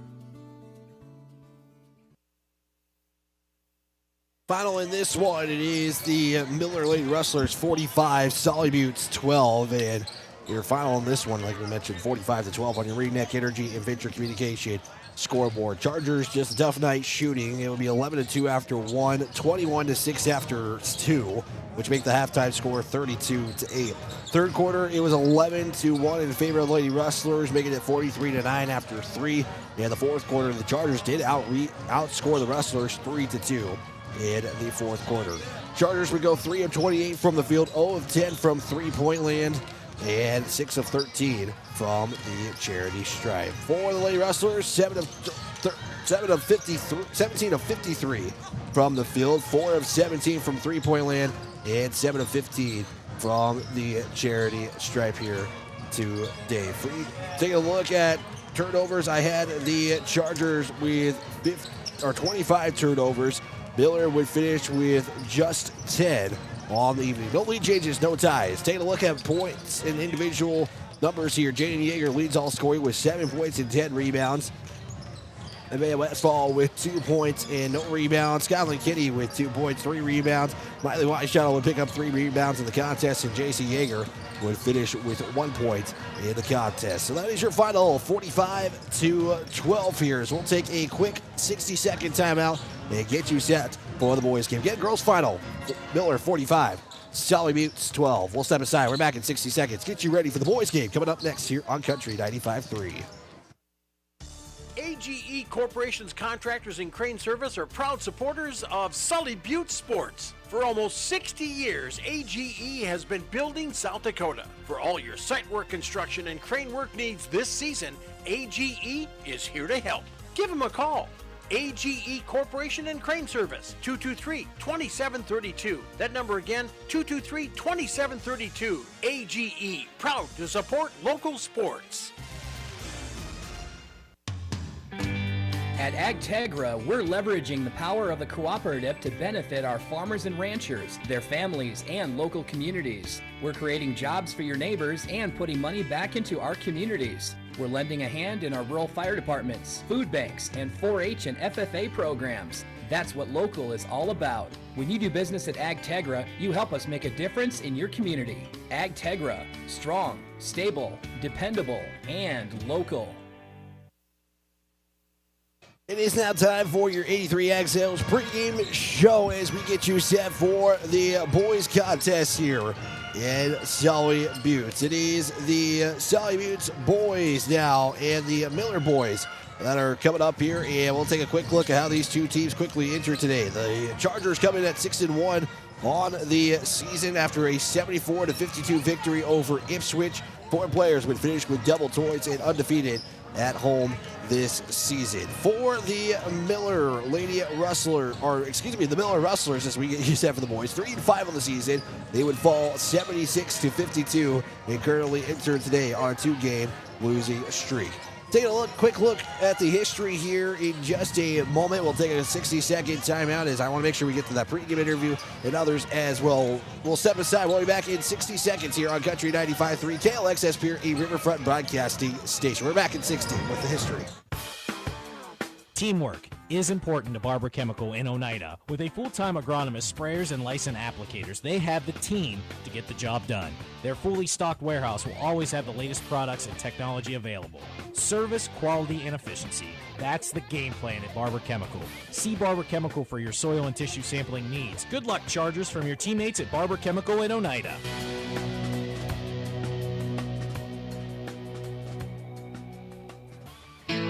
As community bankers, Bank West employees are deeply committed to supporting local causes, growing the local economy, and creating local opportunities. At a time when you can bank anywhere, we hope you choose Bank West. We'll be your financial partner for the long haul, helping you and your community achieve financial success. Bank West. Convenient, connected, committed. Member FDIC.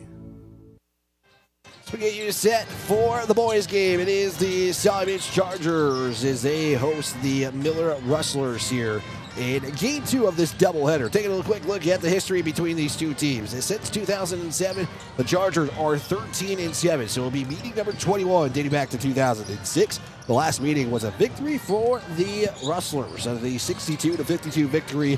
Basically the same time last year as January of 2025. You have to actually go back 2 years ago, just a little over 2 years ago, to Sully Butte's last win. It was a final of a 52-29. Taking a quick look here of how these two teams are entering here, and if we just flip there to our fancy little extra screen here, as we'll take those graphics off real quick. That is the Miller region, is their region 6A.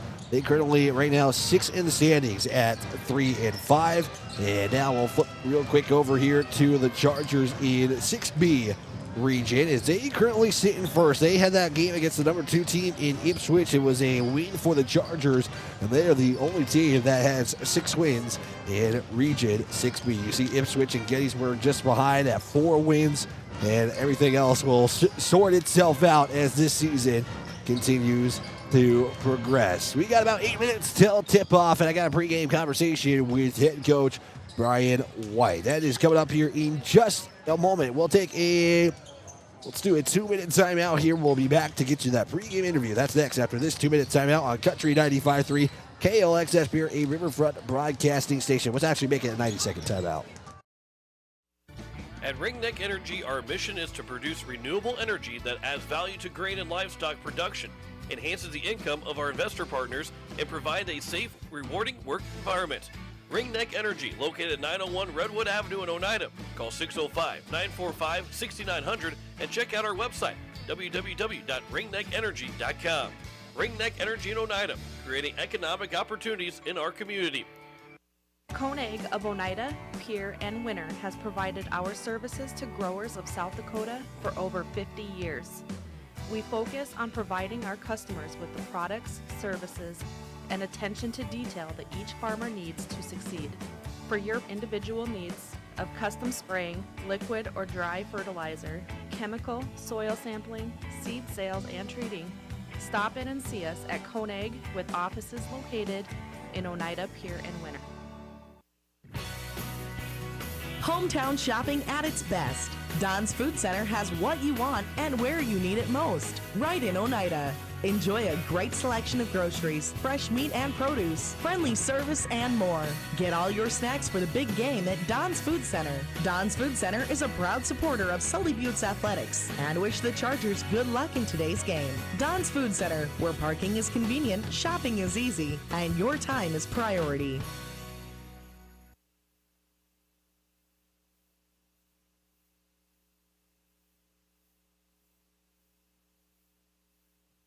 Head coach Brian White here on the 83 Ag Sales pregame show. Coach, first off, big win for you guys on Tuesday after a loss on previous Saturday. But the thing that stood out to me is how your team responded after your leading scorer went down. Whitler goes out in the first half, but your team responded really well in the second half.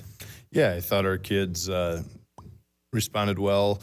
Like I told them, I'm like, we're a good basketball team. We're not one guy. We're not anything like that. We're a really good basketball team. We got a lot of kids that can do a lot of things, and some kids kind of stepped up, and nobody's going to take over and do all the things that West did. It just needed to be a couple guys do one or two things a little bit better or step up, and whether it's scoring a few more points than normal, but really it was more on the defensive side of really, okay, we need all of you to grab 2 more boards than you normally get, or we need a couple of you to stay down and fight a little bit more underneath when we go to help and we have to get down into a help position and rotate. So it was things like that stand out to me more than anybody coming out and scoring or doing those sort of things. So really impressed with how they did, and hopefully we can carry that over tonight. Yeah, especially against an Ipswich team that's a little bit more physical or tries to be more physical. But, I mean, defensively, Coach, I mean, you got to be pretty impressed, especially kind of what happened from Saturday and transpired to Tuesday defensively. Yeah, I mean, I thought we carried over. We got more aggressive defensively and kind of took the things that we didn't like that we did on Saturday there, and we made some adjustments, and kids did a nice job of adjusting, and then we played pretty well. So happy with how they came out and how they responded, and hopefully tonight they respond well again. Let's talk about the matchup, Coach. I mean, a team with ups and downs this season as far as, they go on a couple-game losing streak. They win a couple of games, and now they're trying to be where Ipswich was and trying to get a win under their belt. Talk about this Miller team and your approach going into tonight. Yeah, I mean, they're a good basketball team. They beat us last year, basically the exact same team coming back. So really, really good basketball team that has a couple kind of they've got one real stud, and then they've got a really nice post, The Hunter kid is tough. He's going to be 6'4" and plays all over the floor, shoots threes, drives the basketball. He's tough cover. So we're going to have to do a really nice job of being in the right spots there. And then the Pregame kid can really shoot it from the perimeter. And then they got a couple posts that do a really nice job underneath. So we're going to have to really rotate. We're going to have to be in the right spots. We're going to have to be able to bring pressure and make them play at a pace that they don't want to play at. So if we can do those things, we'll give ourselves a good opportunity. But if not, we'll put ourselves in a spot that we probably don't want to be in. I know this team is more than Wesley Whitler, Coach, but he is going to be a no-go tonight. But how do you kind of maybe approach it as far as like rotations or starters? Like, how did you kind of navigate through that going into tonight? It was just the next guy up. I would consider Falkenhagen kind of our 6th starter. So he'll step in and start tonight, and we'll go from there. So nothing major there, just next guy up, and we'll get ready to play. You talked about a couple of studs for Miller and everything, but Coach, if there's going to be one thing that helps you guys go 1-0 tonight and go into the weekend winning games, what's going to be that one thing and why? We're going to have to take care of the basketball, and then we're going to have to rebound the basketball. The rebound is the team that wins the glass tonight is probably going to win the basketball game, and that's where they really beat us up last year. And we're going to have to do a job on the glass tonight. We're going to have all 5 of us there, and we're going to have to kind of make up for some of those boards that West kind of grabs. I mean, that's 10 boards that probably come off the floor for us right there, and that's probably my biggest concern is, can everybody go and get 1 extra board tonight, get 2 extra boards? Can we fight underneath and not give up second chance opportunities? If we do that, I think we're going to give ourselves a really good chance to win. Next man up and doing a lot more, Coach. I appreciate your time and best of luck tonight against the Rustlers. Thanks for covering us. We appreciate it. Big thanks to head coach Brian White for taking some time here. And yes, that is one of the storylines we talked about. No Wesley Whitler tonight. He was trying to give it a go, it sounded like, but just couldn't do it. So we will have a different starting lineup for the first time this season for the Chargers. Can you get the rebounds? Can you find those 10 extra rebounds here tonight? Can you find those points that Whitler has scored? I think the scoring, has kind of settled itself. Jet Yackley, you had Gavin Colson in there, and as well, you had the shooting as well here on Tuesday against Ipswich. So can you find those? Can you just find those rebounds? Can you find those turnovers? That is going to be one of the storylines for the Chargers tonight. Can you find those extra moments that you can help out for your team? And for Miller, can they bounce back? Miller's looking just for some more consistency with their wins of the season. They lost their first 3. They would win 2, and then they would lose 2. So that's where they are currently at right now at 3-5. And I should say they've won 2, lost. They've been on streaks this season, so they're just going to try to eliminate that as everything else goes on. I was mentioning what their record was. I believe I said 3-5 on the season, and yes, that is where it is at. So yeah, winning 3, they would lose 3, and then they would pick up a win against Redfield, 76-52. That was their win this past Tuesday. Let's take a look at your starting lineups as the Miller boys going to be in their road green uniforms. Wrestlers across their jerseys with white lettering and numbers trimmed in black. Chargers in their home whites for a 6th time this season with the gold stripe and purple stripe with the purple numbers and purple lettering. Sully Buttes on their uniforms of this one. Taking a look at your starting lineups, we'll start with the Rustlers from Miller. It looked like this. They didn't know who their starting 5 was going to come in because one of them is out tonight, but it looks like this. It's number 12, a 5'9 sophomore in Bracken Anderberg. He'll be followed by a 6-foot senior, number 22, Derek Pregame. It's number 24, a 6'4 senior in Isaac Hunter. Number 32, a 6'3 senior in William Wessel. And number 55, to round up the starting lineup, it's a 6'1 senior in Oliver Fritzy. That is your starting lineup, and I want to say that height is incorrect, so I want to make sure I double check that before I go. It's actually, 6'1". It's a 6'1 senior. I should apologize for Oliver for the starting lineup. Let's take a look at your Chargers in their home whites here for today. Again, we mentioned it is going to be a different starting lineup with the absence of Wesley Whitler.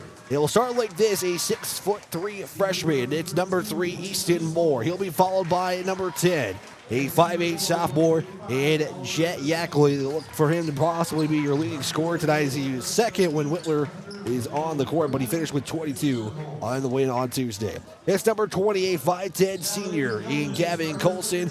He'll be followed by number 32 for the first time this season, getting his first start, a 6'3" junior in Cooper Falkenhagen. And to round up the starting lineup for this one, it is a 6'2 senior, number 44 in James Miles. Head coach Brian White for your Sully Buttes Chargers, and the head coach for the Rustlers here today is going to be, if I can get my right, Dustin Lanky.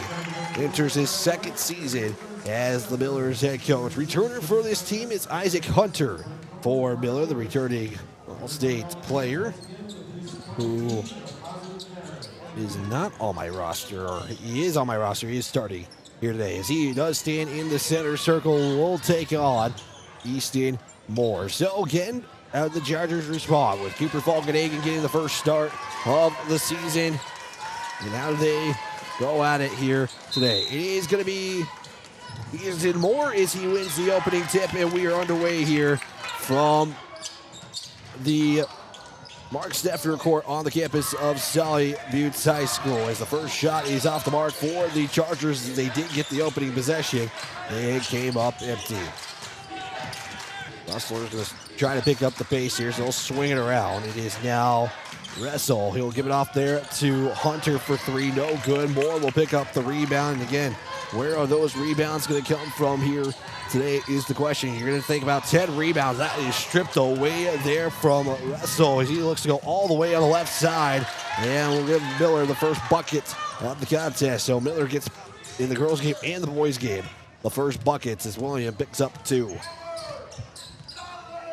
First quarter action here from Oneida is the Chargers looking to stay undefeated and home in another turnover for the Chargers as the shot was no good. Falkenhagen comes up with it, though, after this shot.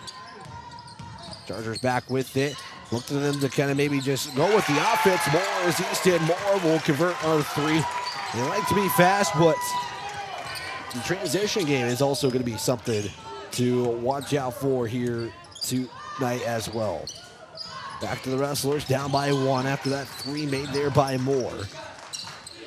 Up top is Pregame, gives it back away. It's now going to be Isaac on the baseline. Give it over there to Pregame, now give it inside for Russell. Russell in the paint, spins to the left side, leaves that shot short. It's Falkenhagen once again with another rebound. Picks up his second quickly. Colson on the baseline, goes off the left side. Shot's no good, and we're going to foul. And it's the first foul of the evening. Looks like it will go against James Miles. And he's had some foul trouble as well as of late. Here in the latest stages, he did foul out in the early stages of the fourth quarter in their win against Ipswich on Tuesday. Yackley has that poked away. It's going to be a last touch there by Moore. And it's going to stay Rustler basketball. Still 3-2 on your Ringneck Energy and Venture Communications scoreboard. Russell's got 3 Chargers there, almost poked away, and it's going to be a whistle and travel. So Miller will turn it over for the first time as we got exactly 6 minutes here in the first quarter. Yackley going to make the slow walk over the midcourt stripe. Now he'll make his way to the left side, goes on the attack. Way high floater. They're going to wave off the shot. An offensive foul. And it looks like it's going to be a charge on Yackley. And that will be the case. Yackley picks up team foul number 2. With 5:50 left to go. Chargers bring that full court pressure as Miller is able to get the ball around. They do break the press over that timeline. Russell on the drive in, left side, puts up the shot. It's going to count and a chance for a 3-point play. Russell picks up his second bucket of the day. He's got all 4 points here for the Rustlers. They haven't counted the bucket yet. Now they do on the scoreboard. Carson Miles will check out or check in. James Miles will make his way to the bench. Gavin Golson picks up the 3rd team foul for the Chargers, and the 3-point play is converted. Soldiers just trying to get into it more. Catch and shoot 3 off of the pick and roll as he went to the 3. Falkenhagen rebound, puts it back up. It's off the glass and good. Chargers tie it up at 5 apiece. Kick out now. It's going to be Annenberg. Gets it up top there to Hunter. At the top, swing it over there to Fritzy.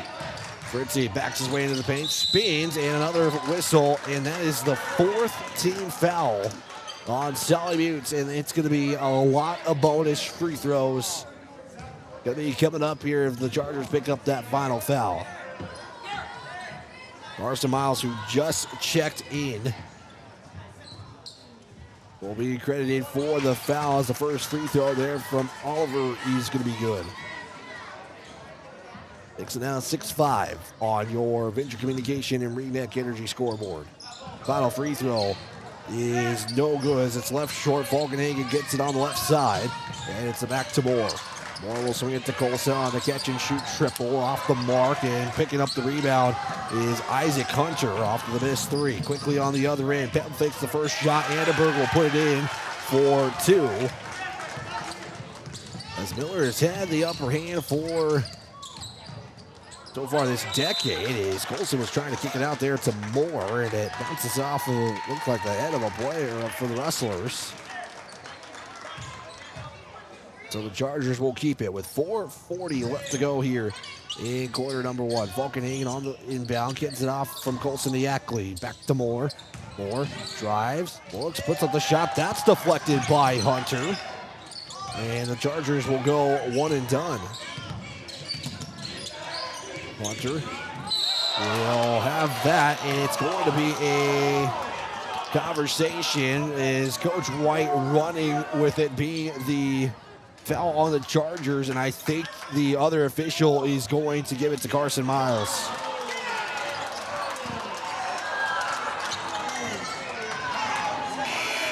That reaction says it all. 4:24 left to go. It should be free throws. It's going to be Hunter who goes to the line, so there was confusion for a moment. And I said those bonus free throws could be happening quite a bit here in this first quarter, and we're now seeing that in effect. First free throw is good from Isaac Hunter as he gets his first points of the night. It makes it now 9-5. Get one more here from Hunter. Second free throw is good. It makes it now 10-5 with 4:21 left to play in the first. Chargers have a huge home advantage as they've won 16 in a row. Yackley with the move, couldn't get the shot to go, and it's a one and done for the Chargers. Rebounded there by Russell and going all the way in. Couldn't get his first shot to go, and it's a second opportunity. And Cooper Fogarty, he is just cleaning the boards right now. He's got 5 in the first quarter. Colson fakes the shot, hands it up to Jet Yackley. 3, got it to go. And Jet Yackley cuts it to within 2, and we have a whistle and officials pointing at the, looks like the game are pointing at the net. And Isaac Hunter says, all right, let's make that quick and let's get back to it. 3:48 left to go in the first. After the 3 by Jet Yackley. Cut it to within 2, 10-8 with 3:45 left to go. Let's see, we'll give it off to Isaac Hunter. That's going to be the name you hear quite a bit here this evening. Thanks for the bounce pass off as the Chargers almost got the turnover there. Russell tries to put up the shot. That's no good. And it's going to be out of bounds, and it will be Charger basketball.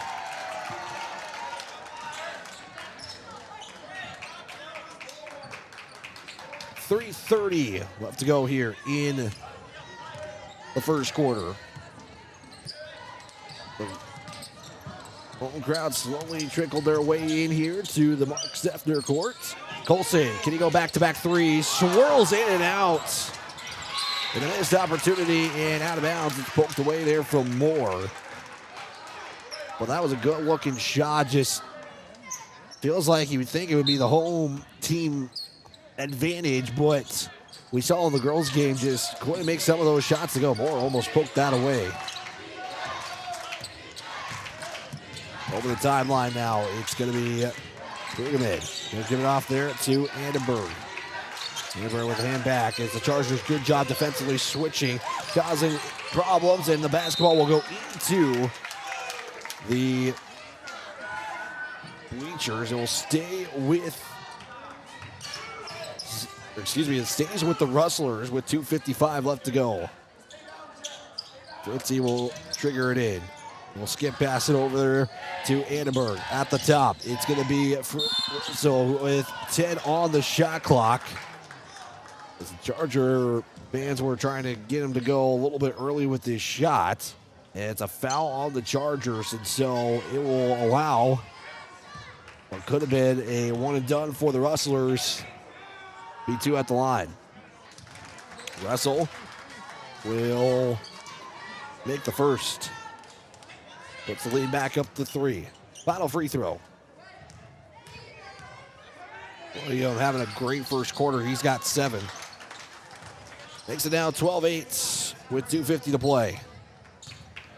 Ackley will make his way jogging over the midcourt stripe. Now he'll go to the cherry stripe. Kick out there to Colson. Thought about a 3. Footsy closed in as he'll put a floater. He leaves it short. And it's going to be Annenberg who picks up the rebound. And just an easy shot there for the Chargers. Normally that's their gimmies, but couldn't get that gimme there. How about Annenberg on the payoff? 3. He's got it. Chargers down by 7. And a foul on the Rustlers. That'll be the first team foul for Miller. It comes with 2:20 on the clock. And that foul going to go against Annenberg. We'll see Brenton Barber check in for the first time. Colson's got to trigger it in. Gets it to Yackley on a catch-and-shoot three. Inbound play, in and out. Cooper Falkenhagen rebound. Falkenhagen was looking to give it off at the turnover there by the Chargers. And quickly is Miller. Another whistle, and we had another trip for the Wrestlers to the line. They just can't catch a break. Are the Chargers. So it's going to be Bergman who goes to the line with 2:07 left to go in the first quarter, as the first free throw is good. Sully County Sheriff's Office wants to remind you to be responsible going to the game and driving home. Please obey speed limits in towns and on highways. Arrive live. This message from the Sully County Sheriff's Department. Second free throw is off the mark. It's Easton Moore who picks up the rebound. Falkenhagen sets the screen. Kick over there to Colson. Baseline left side to Barber. Swings it up top to Moore. Now to Yackley. Yackley, floater just shy of the paint. Couldn't get that floater to go either. Got 1:45 left to play here in the first. As the Wrestlers turn it over on somebody jumping ahead a little too early. And we'll get a stoppage with 1:44 left to go. Timeout is taken by Sully Buttes. It's a quick 30-second timeout, so we will keep it here. As the Chargers face a 15-8 deficit. Chargers have not had the lead in this game. Biggest lead, or the smallest lead, was 1 point. And you're seeing what the Chargers got to do here, and it's a loud student section. Again, all of them coming out wearing white. That was on the Facebook page earlier today. It was announced to wear white to this game against Miller. Not sure where the reason was. I just saw the post and just said, remember to wear white. So that's my sports journalism lack of the reason for the whiteout. The timeout taken by the Chargers. They spent their first. 1:44 left to go in the first quarter as the Chargers face a 16-8 deficit. As that was a three I should have mentioned. I apologize. 1:35 to play. Moore, underhand pass it off to Colson as he's off the top. Now makes his way to left. Attacks the left. Puts up the shot. It hits the iron. Goes in. Gavin Colson picks up his first bucket. It's the Chargers down by 6. They try to bring the full court pressure. Hunter getting the contact from Morris. He's got the defensive assignments. They'll switch defensively as Barber now has got the matchup against Hunter. Drive in from Annenberg. Kick out now. As it's now up top for Russell, who's going to fire a three. Leaves it off to the shorts, off to the right side. And Barber will pick up the rebound. Barber picks up his first rebound. We'll get a whistle and a bucket. As Gavin Colson gets the bucket, and he will make his way to the line to convert the three-point play. As James Miles will check out for Cooper Falconet, who's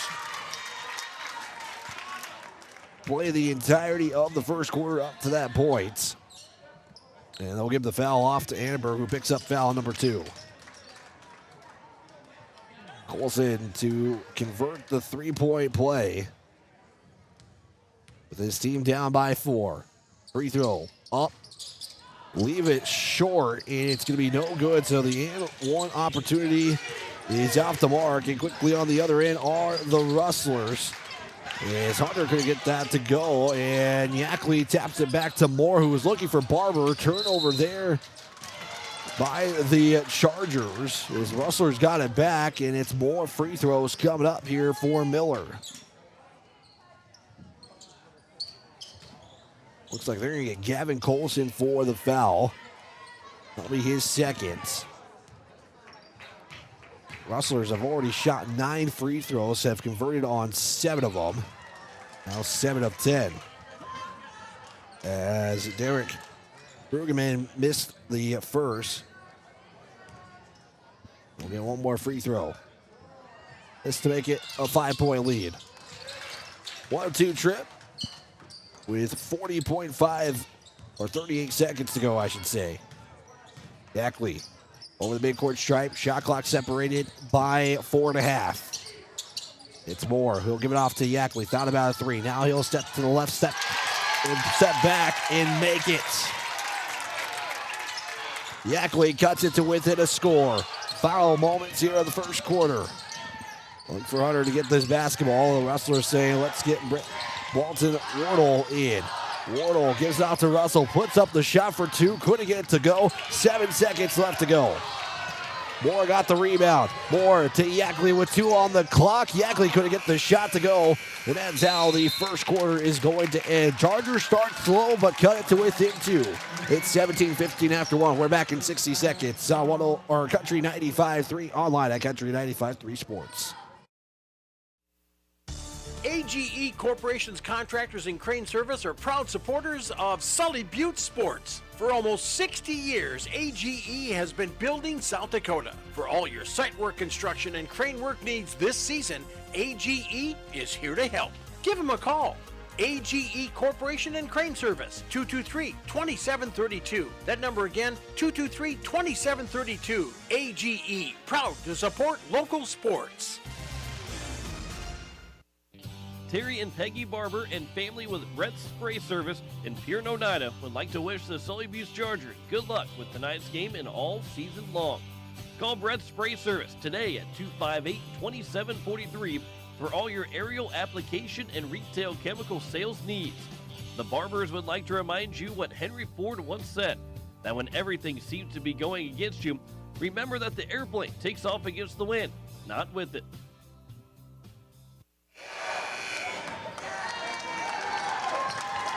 Charger faithful trying to get their Chargers motivated here for the second quarter. Maya Bridgego with you. Jeremy running the camera here again. He's done a fantastic job this season for us, so big thanks to Jeremy. Also, big thanks to Jen, who's been doing a lot of these Sully Butte games at the radio station, keeping us live here on the air. So it will be Miller to start off in the second quarter.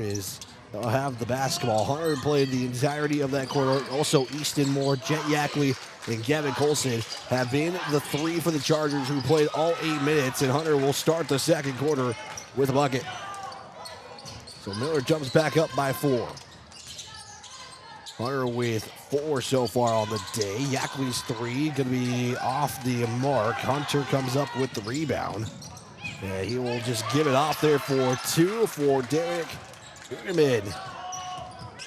Just like that, goes from a 2-point lead back to a 6-point lead. Yackley, Moore, catch and shoot from the top. That one will hit the front iron glass and back off. The Chargers go with back-to-back threes to start the second quarter. Couldn't get them to go in. Played 50 seconds so far. Hunter thought about a step back. Now he'll give it out to Russell. Thought about a 3, matched up there by Miles. This Chargers run man-to-man. Yackley pokes that away. It's a turnover. Moore to Yackley, back to Moore. Nice passing there. It's going to be a foul trip to the line. But the passing there from Easton Moore and Jet Yackley couldn't have been any better, especially between the 2 defenders. It's now Miller picking up their first team foul of the quarter. Yeah, and Wardle who picks up the foul. Moore at the line to shoot 2, and he'll miss the first. This broadcast brought to you by the Sully County Sheriff's Office. Be an example. Driving sober shows your passengers and others that you take responsibility for them and yourself. Arrive alive. This message from the Sully County Sheriff's Office. Moore to go 1 of 2. Couldn't get the second free throw to go. Russell picks up the rebound. He is doing the cleanup here for the Rustlers. Fulgenay has done that so far for the Chargers as he will wait to check back in. Almost traveled there. That is the case. Turnover number 5 for the Rustlers. With 6:41 left to go here in the second quarter. Appreciate you tuning in, however you may be tuning in. If you're listening live on KLXS Pier, a Riverfront Broadcasting Station, or you're watching live on the YouTube feed, we appreciate you tuning in, however you may be tuning in here today. Miles, nice pass to Moore for two. Got it to go. The patience that James Miles had on that pass was the great assist there to Easton Moore for two. And the Rustlers quickly on the other end. That shot is going to be having some contact, and 2 free throws coming up as Russell is going to go to the line again. And he has been perfect. That's probably the one player, if you're Sully Boots, you don't want going to the line. We'll see Anderberg check in on after the first free throw. Russell's first free throw is no good, so it stays 21-17. We're all going to check out, and Anderberg will check back in with 6:16 to go. Looking to go 1 of 2. Miller has shot 8 of 12, and now 9 of 13. 22-17. Student section saying a lot in the first half here for the Chargers. Is another whistle. Gavin Colson will make his way to the line once again. Had a chance for a 3-point play in the first, was not able to get it. It's foul number 2 for the Rustlers. Anderberg picks up foul number 3. So he checks back in. As Colson makes the first, and Anderberg now has to most likely wait the rest of the half to get back into this contest, as he's already got 3 fouls. Free throw was good there from Gavin Colson, and we'll get one more.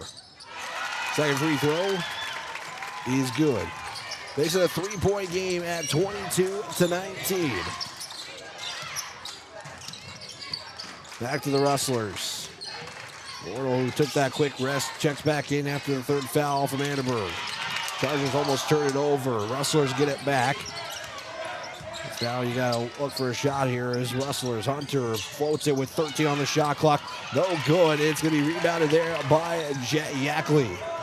Yackley with the high pass over to Moore. Moore is in the paint. Looks, gives it off to Yackley at the top. He'll float it inside the paint. And it's going to be another foul for the Rustlers. So we are having a free throw frenzy game so far. Is already we've had 18 free throws in this one. Yackley is at the line to shoot 2. They give the foul off there to Pregame, who picks up foul number 1. First free throw is a no-go. Get one more. Yackley to go 1 of 2. He will. 22-20 in favor of the Rustlers. Chargers still trying to bring that full court pressure. Also in for the first time, they're saying his name, it's Hudson Barber. And the Rustlers will turn the basketball over. That'll be turnover number 6 for Miller. Chargers have turned it over 3 times here in this game. Yackley will baseline drive it on the left side. Looks to kick it out. And he will just put up a shot. Couldn't get it to go. Really didn't have anybody to pass it to. Moore gets the rebound. Puts it up. It's good.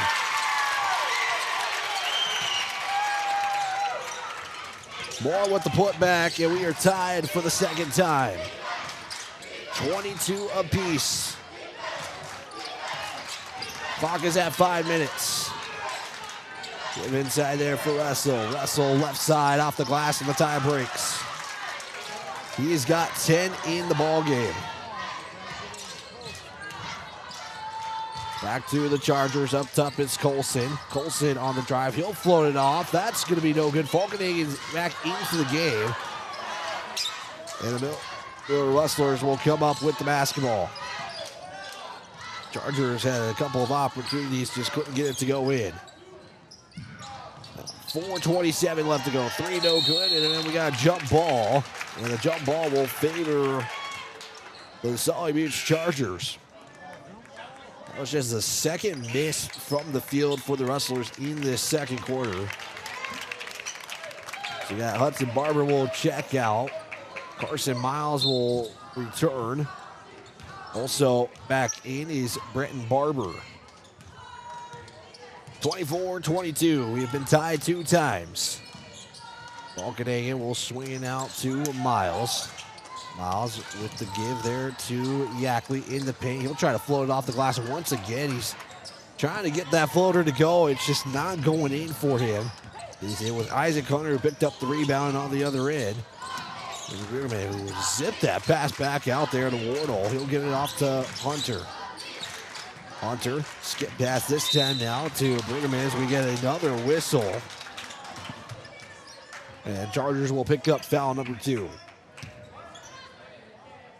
Easton Moore will be credited for the foul. That'll be his first, team's second of the quarter. Ritzy will inbound it. Inbound is going to go wide open for 3 as Brigham couldn't get the 3 to go. And then we'll get another foul. So that was the last foul for the Rustlers to give.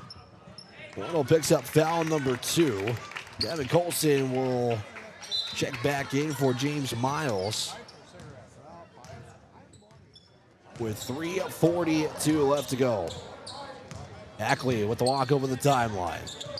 Matched up there by Rugerman. Rustlers run man-to-man. Falcon hanging at the top, swinging to Barber, back down to Ackley. Ackley to Colson. Colson on the drive, jump stop, and it's going to be a push on the Rustlers.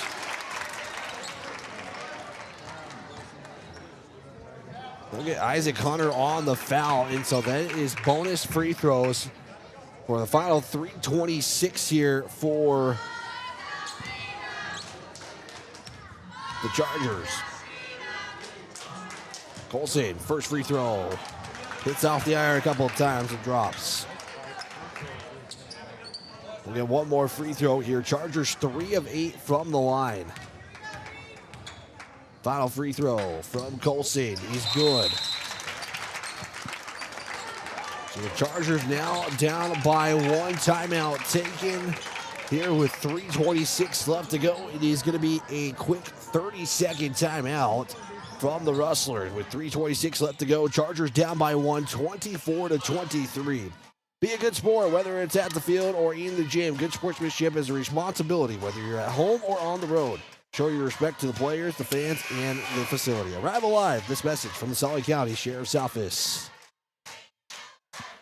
3:26 left to go. Again, timeout taken by the Rustlers, and a couple of the assistants for Miller is maybe talking with one of the officials because we've had a lot of foul calls. We have already had 22 free throw attempts in this first half. Well, combined, they're 13 of 22. Miller's had 9 made threes, the Chargers with 4. And it will be Miller basketball. Chargers are in bonus. They have 2 fouls to give. Inbound goes to Brueggemann. As he is matched up there by Brenton Barber. Chargers playing man-to-man. They are going as long as they can. Wesley Whitler and another whistle. With 3:15 left to play, that was one of the 2 that the Chargers could give as Brenton Barber will be called for the reach. Ritchie will trigger it in for the Rustlers. Ritchie gets it back, courtesy of the pass from Brueggemann. Now he'll give it off for Russell. Fall to the floor. Falkenhagen trying to get the jump ball call, and he will. Or I should say the tie-up, as the tie-up will favor the Rustlers with 3:06 now.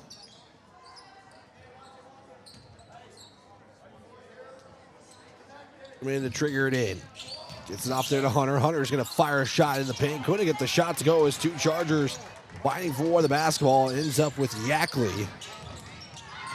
Now he's going to drive in. Baseline, looks to kick it out. Gets it off to Colson. Colson's floater shot off to the right side. And it's a 1 and done for the Chargers. Quickly on the other end. It's going to be a bucket there from Russell. And he has now got 12 in the contest. Miller is out-rebounded the Chargers by 2 at 16-14. Yackley at the right wing, fires a 3, leaves that short, and it's another 1 and done for Sully Buttes. They're really kind of sometimes living by that 3. So on the other end, picked up there by Hunter. Couldn't get the body to go. How about a third chance? As Isaac Hunter got a couple of chances to go in, and Miller lets Sully Buttes come back and just takes that lead and balloons it back up real quick. Barber, one dribble over to Moore. Matched up there by Hunter. Almost lost it was Moore. Now gives it off to Yakli. Bump fake the three in the paint. Puts up another shot. And that one not going either. It's the paint shots as Yakli gets this turnover. But then Miller gets it back. Then behind the back. Moore taps it out of bounds. And they're going to say it's last touch by Easton Moore as we had a bang play there in turnovers. As James Miles will now check in. 1:45 left to go as our clock is a little bit off. We'll get that fixed in just a moment. So going on the drive there. Miles defensively. Nice job defensively there as Colson gets the basketball back. Now gives it off to Barber, and we'll have a travel.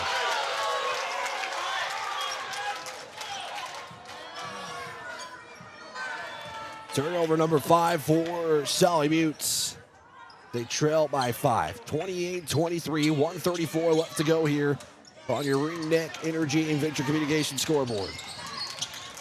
Brueggemann goes to the left side, now gives it off back to Brueggemann from Fritzy. It's Hunter at the top. Moore matched up with him defensively on the elbow. Fritzy spins the other way and gets it 2. Lead is back up by 7. 30-23 with 72 seconds left to go. We'll see Hudson Barber check in on the next whistle. Colson goes back up top. Now he'll give it off to Yakli. Yakli with under a minute to play. Spins, gives it off. Nice pass there to James Miles for 2. The passing in this one from Sully Buttes has been good at times, and you like to see it, especially the defense that Rustlers have had. Moore gonna fall to the floor, and an awkward landing there. He looks to be okay, and just went a little too high with Russell not really going for it, and then goes over top, and that will put the Rustlers at the line. Well, there was no way Moore was getting out of that foul with 42.5 to go. 42.5 seconds, I should say. First free throw, in and out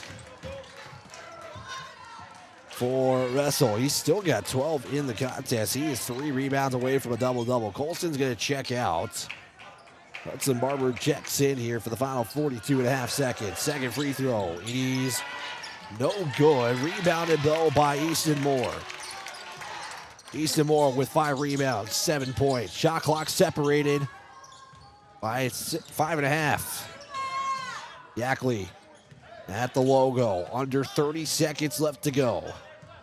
Looks like Chargers will look to hold if they are okay doing that. Yakli trying to create some separation. Matched up there by Brueggemann. Is quiet here. 9 seconds on the shot clock. Yakli going to try to go on the drive. Kick out. Hudson Barber gives it back to Yakli. Yakli matched up by Hunter. Pump fake. Gets the shot to go off, and he got the fake, and they bought it. What a heads-up play there from Jet Yakli on that pump fake shot and got the call.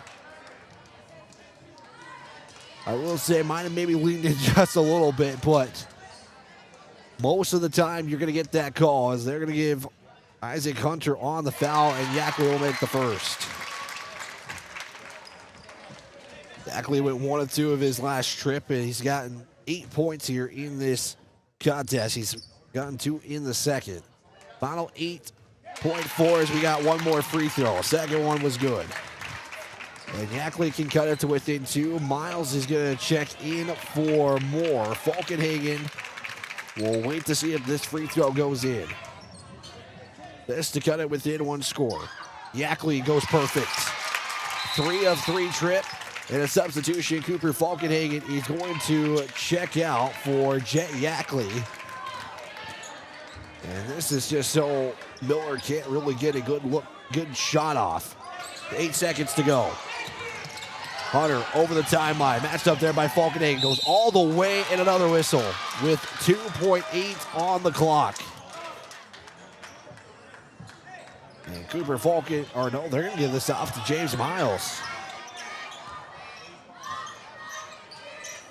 Miller going to look to just back off as James Miles picks up foul number 3. Hunter, first free throw is good. So Isaac Hunter now with 7 in the game.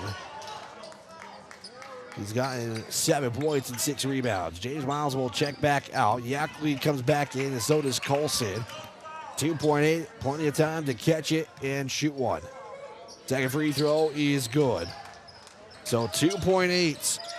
Inbound to Yackley. Colson just off of half court and couldn't get the shot to go. And we have played one half of basketball. Really good game shaping up here. We'll step aside, take a 2-minute timeout, and get you a recap of this first half. That's coming up here in just a moment. Your score on your Venture Communication and Ringneck Energy scoreboard. It's Miller 32, Chargers 28. We're back in 2 minutes here on Country 95.3.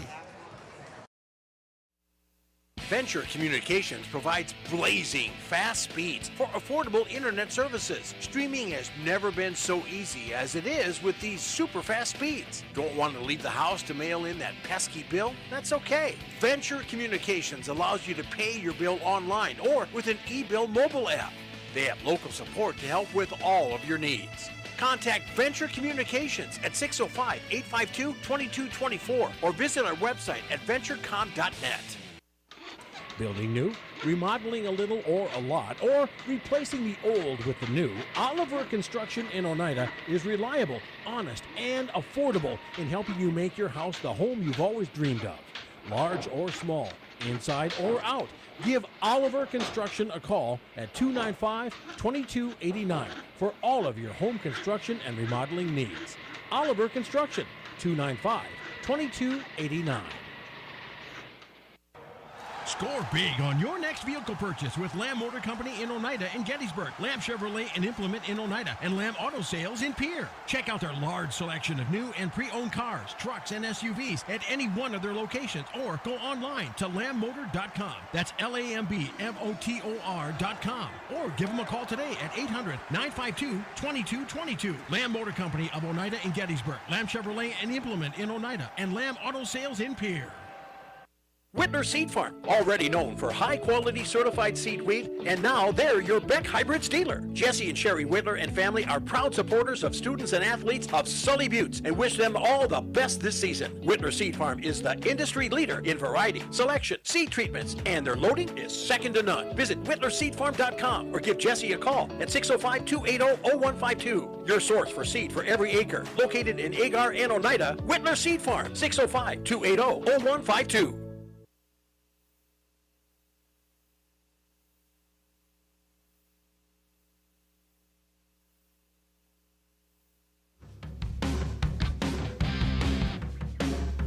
It is your halftime here from the Mark Steffner Court on the campus of Sully Buttes High School. It is your Lincoln Out Construction and Hawaii Grade halftime show. Taking a look at some numbers real quick here. It is shaping up to be a really good basketball game for the Chargers, and something, I mean, they've had a close game now in their last 3 games. You would say this is their second game in those 3 that the Chargers have had a really close contest after one half of play.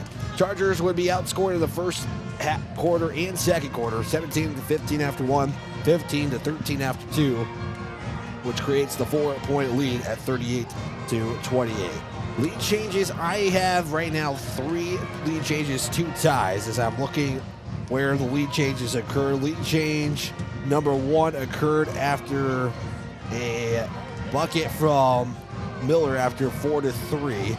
The Chargers would tie it at 5-5, and then it would be basically back and forth for a minute, but Chargers have not recovered. So really only 1 lead change is what I have the Chargers for in this first half. Taking a look at some other numbers here in the first half here is the Chargers shooting wise, and actually we'll start with the opposing team in Miller. They would shoot 10 of 23 from the field at 43%, 1 of 6 from three-point land, and 11 of 17 from the charity stripe. A total of 29 free throws have been attempted already in this first half. So if the second half says anything, we might be in for some more free throws in the second half. Coming up here in just a little bit. For the Chargers, they would go 9 of 26 from the field, 7 of 12 from the free throw line, and 3 of 10 from the three-point line. Turnovers, I had Miller with 7 and the Chargers with 5 rebounds. It's Miller with the advantage at 20-16, but the Chargers are staying within distance. So where are those extra rebounds coming from? How about Cooper Volkenhagen stepping up in the first half with rebounds, and so did Easton Moore, as they both combined for 11 rebounds in the first half. We'll step aside, another 2-minute timeout. We'll get some individual statistics coming up next here on Country 95.3 KLXS Pier, a Riverfront broadcasting station. Eric's Custom Repair supports Sully Butte Sports and its athletes. Eric's Custom Repair is your trusted mechanic located in Agar. Stop into the gas and convenience store to fuel up and fill up too. Eric's Custom Repair, located on Highway 83 in Agar. Call today to schedule an appointment. 605-258-2137. That's 605-258-2137 for Eric's Custom Repair of Agar. Go get 'em, Chargers. Awahi Grain in Oneida has been doing business with you, the producer, since 1954. They're one of the largest privately owned elevators in central South Dakota. Their friendly and knowledgeable team of employees is there for you. With 220-foot truck scales and 5 dump pits, they're sure to get you back to the farm quickly. They also have a 110-car shuttle loading facility and have 2 grain dryers to help serve you in all your grain handling needs. Call Awahi Grain Corporation in Oneida at 258-2811 or check them out at awahigraincorp.com. Grain is their middle name. With over 40 years of experience, Lake and Out Construction Incorporated is your one-stop shop for grain handling on the farm or commercial. From repairs to complete new build projects, we've got the expertise to take on the toughest jobs. We're a proud authorized Sukup dealer ready to meet all your grain bin needs with quality products and dependable service. Call Todd today at 605-295-0011 for quality work backed by a crew you can trust. From Todd, Gary, Legina, and the entire Lake and Out Construction crew, good luck, Chargers, on a winning season. Inheritance, romance, and investment scams continue to plague South Dakotans with high dollar amount losses. They prey on vulnerable adults and swindle consumers out of their funds. Scammers befriend the victim, making it difficult for them to see the reality of what's happening. If you have a loved one susceptible to this type of scam, sit down and talk with them about these issues before it happens to them. If you or a loved one have been scammed in this manner, please reach out to the South Dakota Office of Attorney General's Consumer Protection Division at 800-300-1986. We continue your Lincoln Out Construction and Hawaii Grain halftime show. It is the Chargers trailing 38-32 after one half of play. Individual numbers look like this. William Russell for the Wrestlers leading the way with 12 points and 7 rebounds in the first quarter. Brecken Annenberg with 5 points and a rebound. It's Derek Werman with 4 points and 3 rebounds. Isaac Hunter with 8 points and 6 rebounds. Oliver Fritzy has a free throw and a made bucket in the first half of play. For the Chargers individually, it's led by Jay Ackley, who has 10 points in the contest with 2 rebounds. Easton Moore would finish with 7 and 5. You have Gavin Colson with 7 and 1. Bretton Barber picked up a rebound. You got Cooper Volkenhagen, he has 6 rebounds and 2 points in the contest, and James Miles at 2 points and a rebound in the contest so far. Those are your individual statistics. Individual foul trouble looking like this. It will be James Miles, who has 3 fouls after one half of play, and so does Brecken Annenberg, who has 3 fouls after one half of play as well. So a little bit of foul trouble, but not too much in the first half of this one. We'll take one more 2-minute timeout here real quickly here going into Friday, the Chargers home wrestling triangular versus Lyman in Hardin County beginning at 5:30. And this is also the boys parents night and boys and girls senior night. Ceremony starts at 5:15.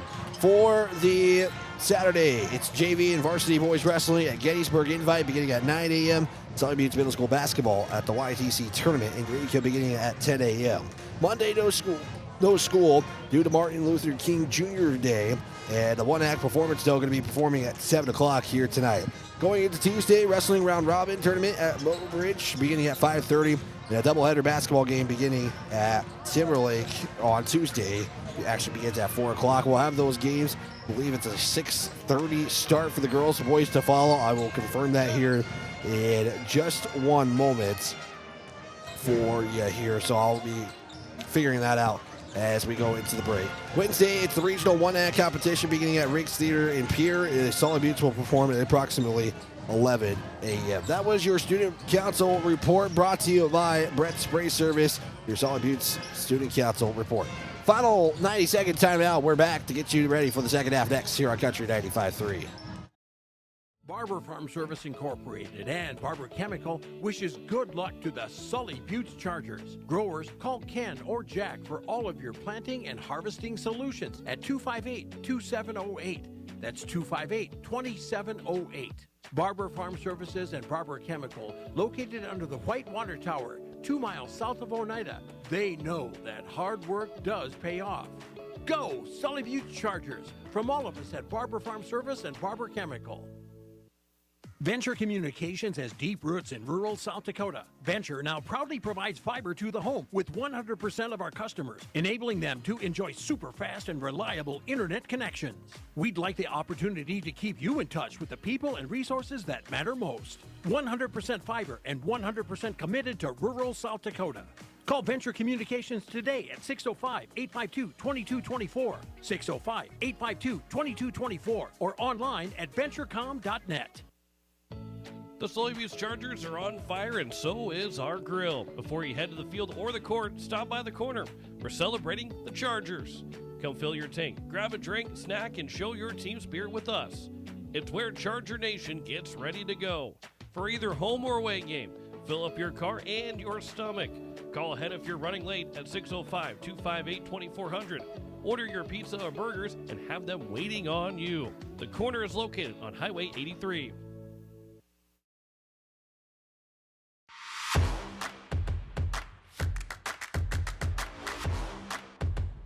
Third quarter about to get underway here from Sully Buttes High School. Chargers down 32-28 as we start the second half of play. Wyatt Bridgecott with you. Big thanks to Jeremy running the camera in the behind the scenes. Also, big thanks to Jen back in the studio for keeping us on the air. The Hall of Famer voice, E.T. Meyer, in the stands here today as we get you set for second half here coming up in just a few moments. So they'll flip sides. Chargers going from right to left. Miller goes from left to right as Sully Buttes in their home whites. Miller in the road greens. So it is going to be Cooper Falkenhagen, Easton Moore, Jet Yackley, Gavin Colson, and then going in for James Miles will be Carson Miles. As James Miles has 3 fouls to start the second half, and we're underway here from Oneida.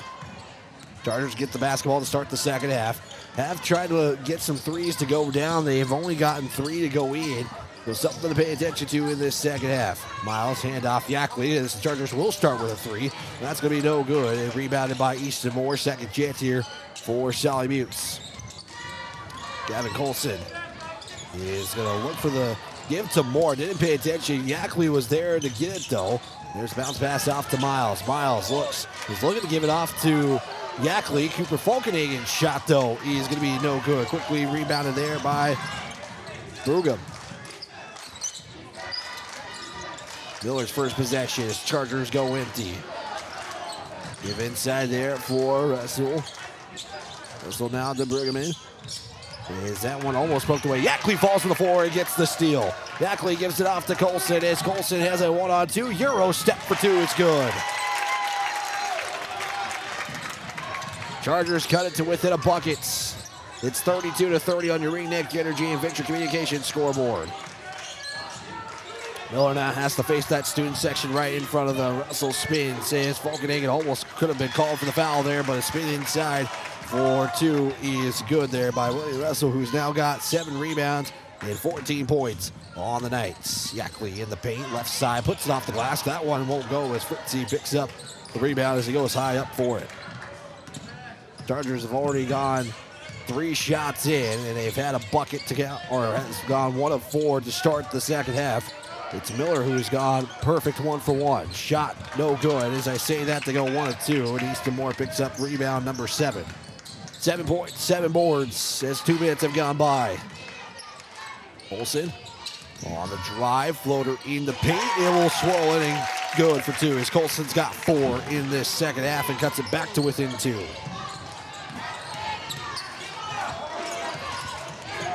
Brugman will have the whistle, and immediately we get the whistle game going. I only say that because 29 free throws were accounted for in the first half. Foul number 3 by Carson Miles. And that will put Brenton Barber back in. Inbound, up top, Russell. He's going to fire 3 from the top. It's off the mark as Easton Moore, once again, he's doing a lot of the rebounds. He's, as far as making up some of those rebounds for Whitler, who is out tonight, as Yackley will fire a shot with the whistle. Stopping the clock at 5:35. Moore's definitely picked up some of that rebounding slack here this evening. Eric Brugman will pick up foul number 2. And that will be his second personal. It'll be the first team foul. Yackley is at the line to tie this ball game up, and he's 1 free throw away. Yackley with 11. That's the team high. Game high is 14. Ready for William of the Wrestlers. Second free throw, and we're tied. Tie number 3 here with 5:36 left to go. Over the midcourt stripe. It's going to be at Ruderman. Now he'll get it off on the drive. Bounce pass it off to Hunter. Nice pass for 2. That was just a good pass there as Isaac Hunter picks up his first bucket of the second half. And he has now got 10. That's the second Rustler in double digits. Colson, he's got that, like, step where he thinks about a 3, and if he kind of starts stretching out, you just saw it again there. He will like to either pass that or give it. Yackley, deep 3. That one bounces once, bounces twice. More rebound. Couldn't get it to go as Barber swats it away out of bounds. So once again, Chargers get a couple of opportunities and no points to account for. Still down by 2, though. I think that's the big thing is the Chargers are still in this. Barber trying to stay up. He's able to stay up there. Now he's got the tough assignment of Hunter. Kick out now. It's Rudman. Goes in. Euro step in the middle. Shot no good. Brought down by Colson.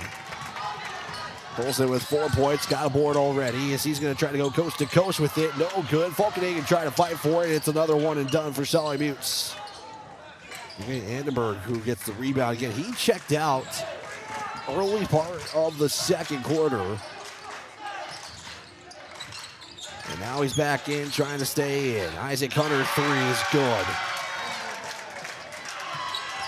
Isaac Hunter now with 13. He's got 5 here in the second half. 4 minutes to go as we pass the midway points. Not really any stoppage. Colson will have a whistle and a timeout. Or no, there's a foul. And it's an offensive foul. So Barber picks up foul number 3. That was away from the basketball. And that will give the basketball back to Miller. Barber will check out. James Miles is going to check in. Also in is Hudson Barber. So going to the bench is Cooper Falkenhagen and Bretton Barber. Underneath, Hunter gives it off there, and it somehow goes in. Annenberg had an awkward shot. Looked like it got maybe deflected there as Hudson Barber couldn't get the 2 to go. And the Chargers really are not, as far as taking a lot of time off the shot clock. Yackley couldn't do much there as it was a fake by Annenberg for 2. Chargers not really even, they're shooting it before 25 is on the shot clock. That time there was 29 on the drive. And then the Chargers get another offensive foul. I think they just did. They did. James Miles just picked up foul number 4 as we'll get some substitutions. Bretton Barber's going to have to check in now. As James Miles picked up foul number 4 with 3:27 left to go. On the other end, Fritzy for 2. That's not good. It's Hudson Barber who picks up the rebound. Hudson Barber records his first rebound of the night.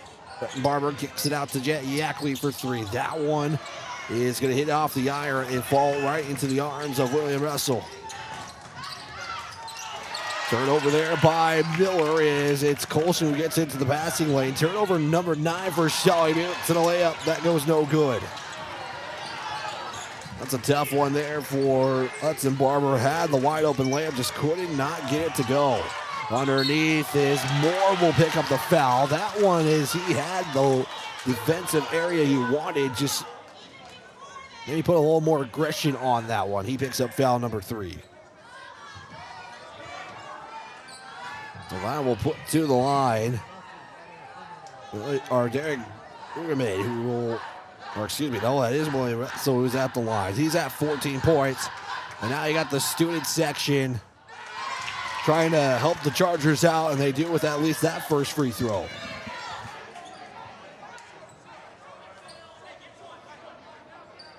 (43-34) with 2:48 left to go on your Venture Communication and Ringneck Energy scoreboard. Fans help by getting one missed free throw, but the second one would go in. The 10-point lead as the Chargers face their biggest deficits.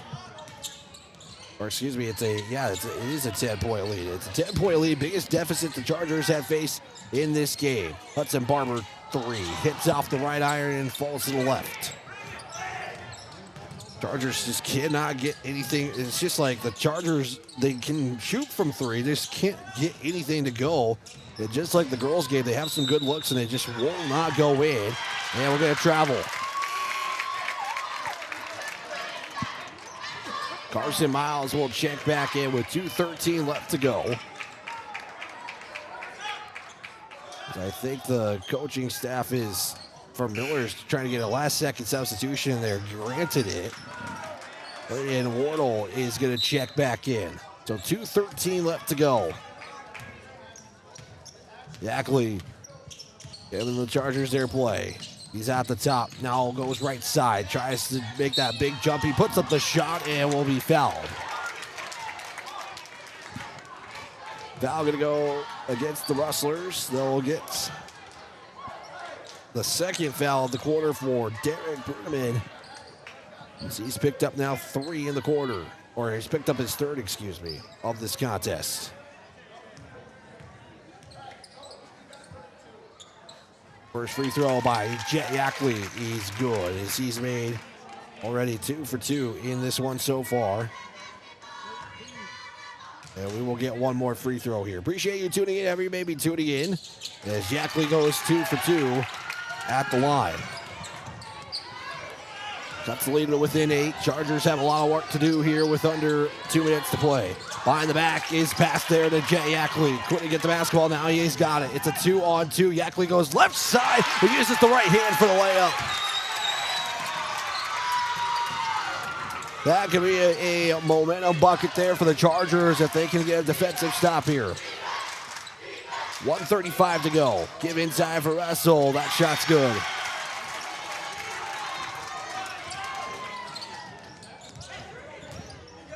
Back to an 8-point lead. 1:25. Easton Moore 3. Left short.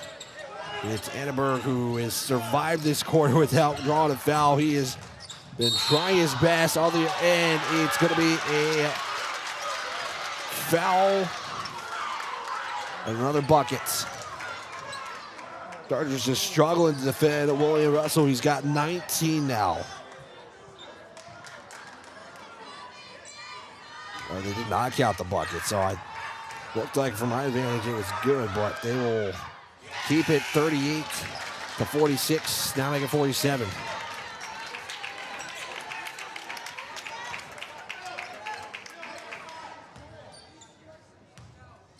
Figuring out the technical difficulties with the computer. Second free throw is no good, and the Chargers step out of bounds. Big missed opportunity there for Sully Buttes.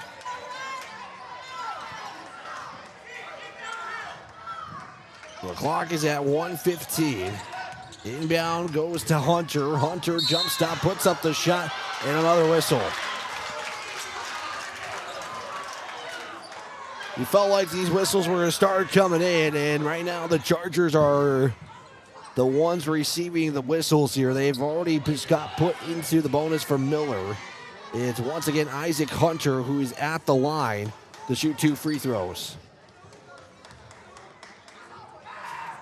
First free throw here. He is up. It's no good. Got one more free throw here from Isaac Hunter.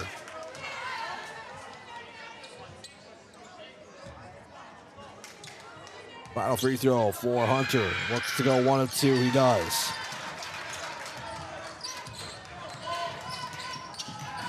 It's now back to a 10-point lead. 48-38. More shot blocked by Hunter. It's quickly Pregame who will get the basketball. Looks for the inside pass to Hunter. Picks up basketball back as it kind of rolled off of the arm there. So Miller is going to save the possession. Another whistle and a turnover. Miller with 12 turnovers in the contest. And we will have Rustler basketball, or excuse me, it will be Sully Buttes basketball after the turnover. Back to the Chargers. Looking for a bucket here with 38 seconds left to go. Shot clock separated by 8. Miles on the baseline drive. He'll stop, spit out, gives it off to Barber. Down to Yackley at the top. 15 on the shot clock. Spins in the paint. Underhand. Finger roll it in. Jay Yackley has got 18 in the game. And the Rustlers have a chance for the final shot. 13 seconds left to go. It's Bretton Barber matched up defensively. Hunter. Crossover between the legs. He's got a look. He's going to give it off there to Annenberg. Annenberg passes inside for Russell and will lose it with 1.3 on the shot clock, or 1.3 on the game clock. So it is a prayer shot for the Sully Buttes Chargers to end the third quarter. Yackley will just throw one, hit the top of the glass, and we will go to the fourth quarter. Chargers down by 8 and need a big fourth quarter coming up as they are outscored in the third with a score of 16-12. Final 60 seconds. We'll get the final 8 minutes next here on Country 95.3 KLXS Period Riverfront Broadcasting Station. Back in 60. Sunrise Bank Dakota in Oneida, they make banking easier with convenient mobile banking. Enjoy on-the-go, secure access to your account balances, recent account activity, and check images, as well as the ability to transfer funds and make mobile deposits. Visit mysunrisebank.com today or download the mobile banking app. Sunrise Bank Dakota is a proud sponsor of Sully Buttes athletics and activities and wish the Chargers good luck in today's game. Sunrise Bank Dakota in Oneida, member FDIC. Yag Air Incorporated is your locally owned ag chemical and seed retailer. Yag Air Incorporated offers reliable ground and aerial application. For the latest seed and chemical pricing, contact Kyle at 605-280-8710 or Tony at 605-280-4771. Yag Air for all your ag chemical and seed needs. Kyle 605-280-8710 or Tony 605-280-4771.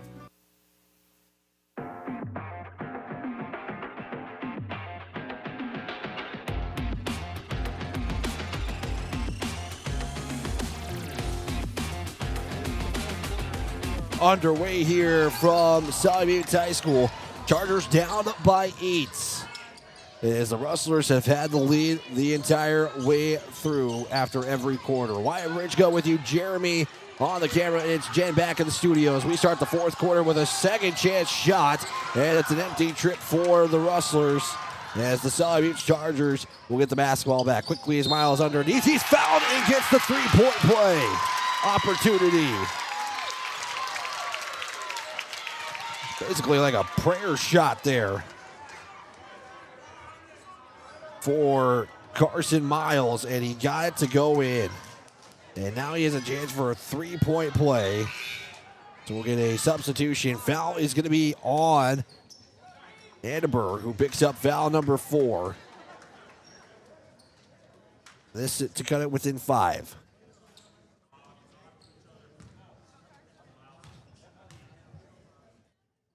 Free throw is no good, and Moore will get a over-the-back call. So three-point play is no good. Moore will get credited for the foul.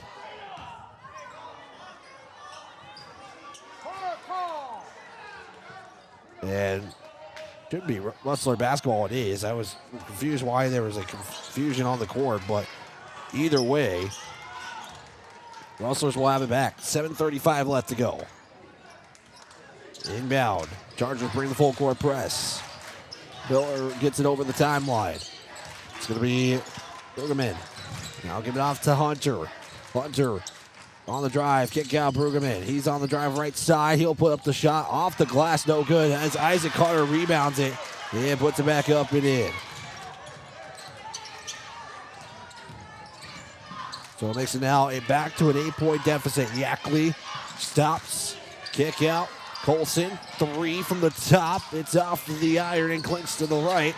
It's Hudson Barber who gets the rebound, though. He gives the Chargers a second chance here. Yackley on the drive. Shot is up, and a blocking foul is going to be called.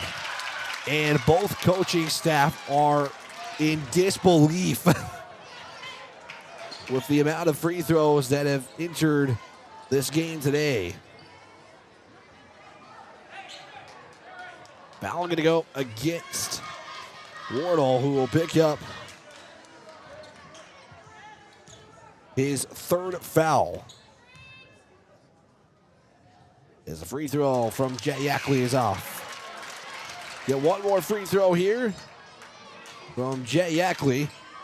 Be a good citizen, help out your community, your friends, and your neighbors. Make Oneida strong and proud. Working together, we can all make the town great. Around alive, this message from the Sully County Sheriff's Office. Yackley for his second free throw. That is good. 50-43.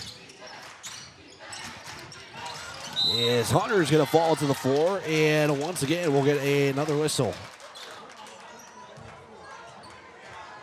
Foul going to go against the Chargers. That one's one of the easier calls of the night for this officiating crew, and Yackley has picked up his fourth.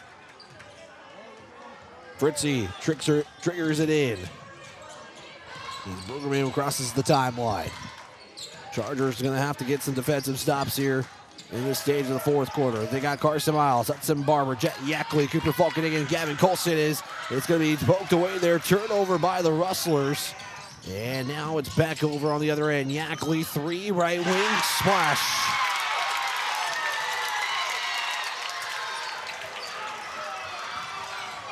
Big 3 there. It's now 46 to 50-46, excuse me. Back to Hunter with 6:10 left to go. Hunter on the right side, and the whistle is going to once again be blown here, and it's going to be off. Not on the shot, so we will have foul number 4 on Carson Miles. So Jet Yackley's got 4. Carson Miles has 4. James Miles has got 4. So there's 3 Chargers with significant minutes tonight who are in foul trouble. Shot's no good. Rebounded by Carson Miles. And Jet Yackley is going to bring it up. He'll fire a 3. That one, good!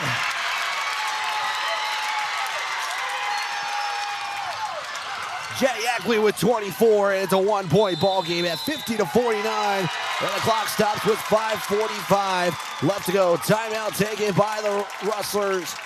And what has been a much-needed couple of possessions for Sully Buttes. 5:45 left to play. Chargers up 50-49. It's a 30-second timeout, and we will just keep it here as we are fixing our game clock. There we go. Wow, what a couple of possessions there for the Chargers. Back-to-back threes from Jet Yackley. He's got 24. He's made 4 threes. He's got 4 of the 5 for Sully Buttes here tonight. Student section getting into it. Charger fans sitting up just a little bit. So are the Miller fans.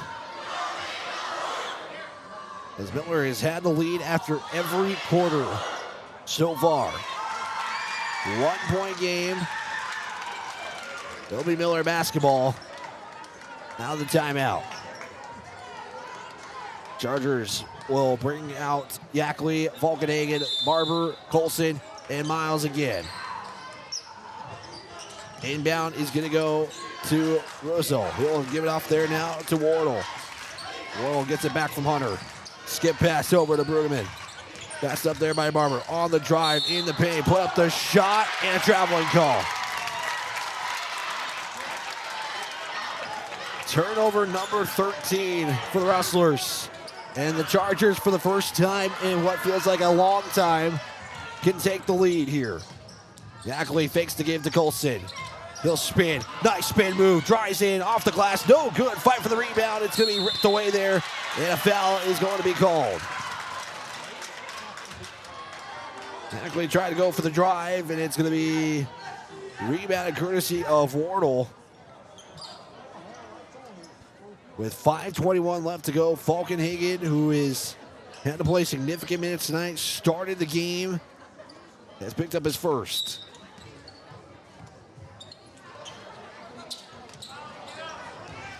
Chargers get back on defensively. They are down by one. Pregame will get it over the timeline. Now he'll hand it off to Wardle. So back up to Wardle. Now they'll swing it. It's both of the coaching staff is up on their feet. Drive, Euro step, Pregame for two. Got it to go. Back to a three-point lead. Now the Chargers can tie it with a three. Swing it to Colson. He's got that interesting first step, and it actually works, is what I'm trying to get at. Yackley gets the screen. Miles, three, and can't get that one to go. Fight for the rebound is on the floor, and it's out of bounds. It's going to be Charger basketball. With 4:38 left to go.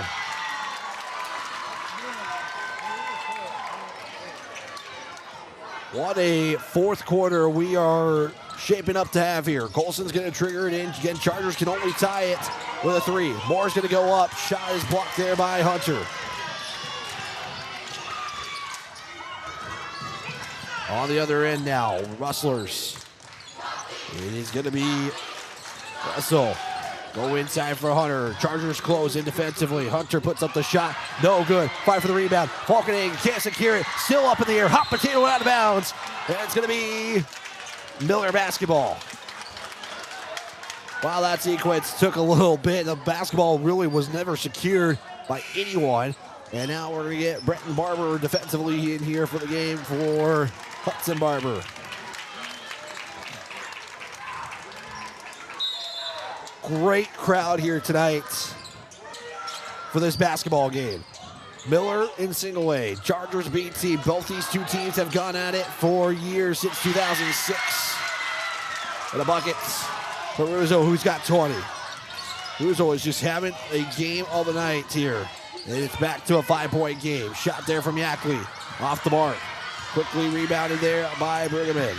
And that's going to be taken away. Gavin Colson comes up with the steal.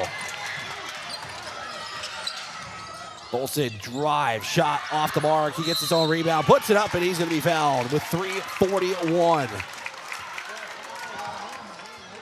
So big free throws coming up here for Gavin Colson. That is the third team foul on Miller. Timeout taken by Coach White. He's going to spend one here with 3:41 left to go. He has the fourth foul to be a courtesy of Blaine Wardle. So here's kind of a quick summary here. So an interesting fourth quarter. Chargers have outscored the Rustlers 9-4. The issue is that no fouls left to give for the Chargers. Miller has one foul left to give. There's still plenty of basketball left to go with 3:41 left to go, but one of the timeouts is spent. If I'm not mistaken, Chargers with at least 3 timeouts. It'd be that probably the maximum, as Coach White does spend a couple in the first half. Miller has taken a couple of timeouts. So now this is going to be a chess match for the coaching side of things. And the rest is going to take place at the Mark Sefner courts here in Oneida at Sally Buttes High School. 3:41 left to go. Chargers down by 5, 54-49. It will be free throws coming up here for Gavin Colson. Student section has been in it all game long. Chargers fans, some of them biting their nails. You're getting like all the emotions here tonight in Oneida. Colson is at the line to shoot 2. First free throw for Gavin Colson is good. And we will get one more free throw here.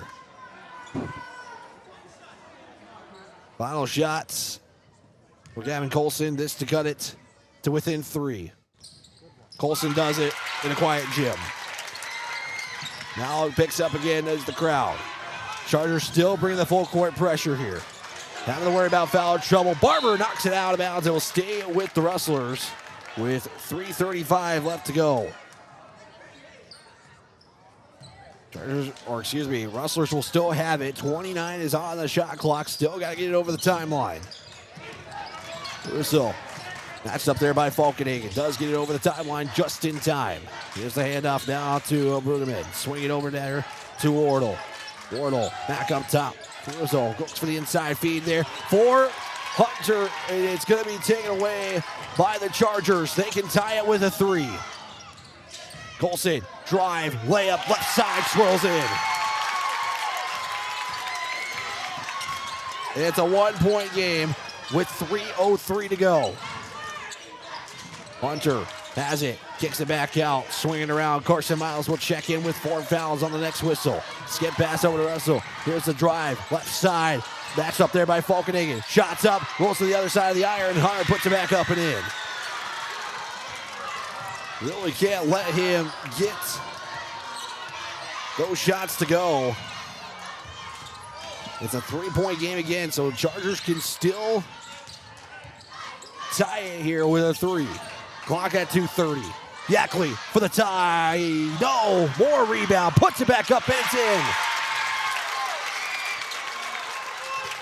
Moore's first bucket of the fourth quarter couldn't have come at a better time. Down by 1. Rustlers needing a bucket here. Extend that lead back out to at least 3. Could be up to 4. Here's a kick out. Frishy, 3, short.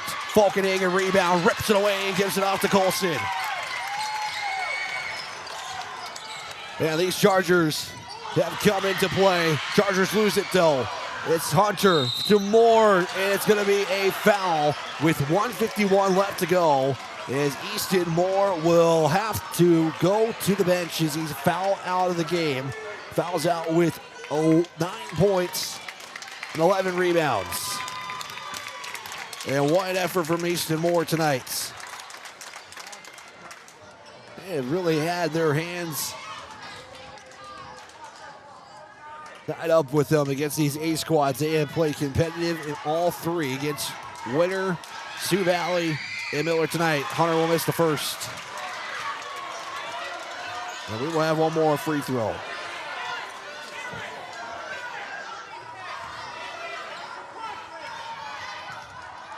One more free throw. It's good.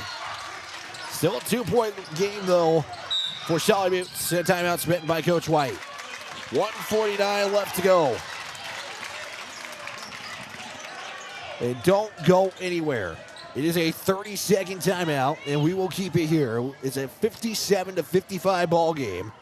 With 1:49 left to play, Chargers are down by 2. They can take the lead with a 3 or tie it with a 2.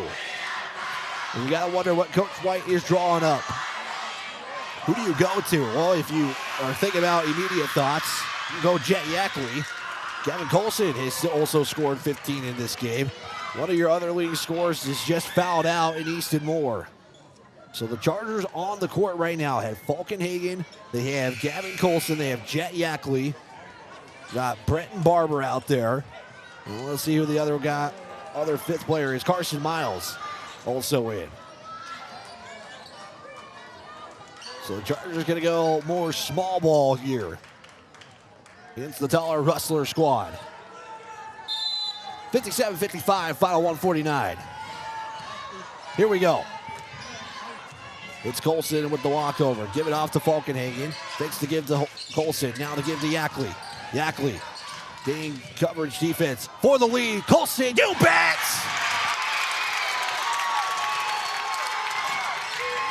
Gavin Colson with the lead. It's 58-57, under 90 seconds to go. Coach White directing the defense now. Up top is Russell, swing it over to Wardle. Looks for the feed inside to Hunter. Throws it away, and it's going to be almost taken away by the Chargers, and Brenton Barber comes up with it. Lobs it over to Yackley, and will slow things down. Chargers now needing a bucket here. You still need a bucket if you're the Chargers with 1:05 left to go. Yackley, though, going to let the clock go down. Coach White talking with Yackley. 17 on the shot clock, under a minute to play. Rustlers have a foul to give. Yackley with 10 on the shot clock. Matched up there by Pregame. He'll get the give to Colson. Colson on the drive is going to have a shot deflected, and the Sully Buttes coaching staff is looking for contact on the arc. Either way, it is still Charger basketball, but the downside is it's 2 seconds on the shot clock. So this is basically the catch and shoot play that the Chargers are going to have to utilize here, as the coaching staff from Miller is asking where the inbound play is going to take place. So it's going to be on the baseline, as far away, as at least for the basket as possible. It's as close to us as possible. If you want, Jeremy, point that camera to where the official is at right now. He is basically as far to the corner as you can get for that inbound play. 42.2 with the Chargers up by 1. 58-57 on your Ringneck Energy and Venture Communications scoreboard. It was a full timeout, but we will still keep it here. What a basketball game. It has been Rustlers from start. The Chargers have now taken the lead.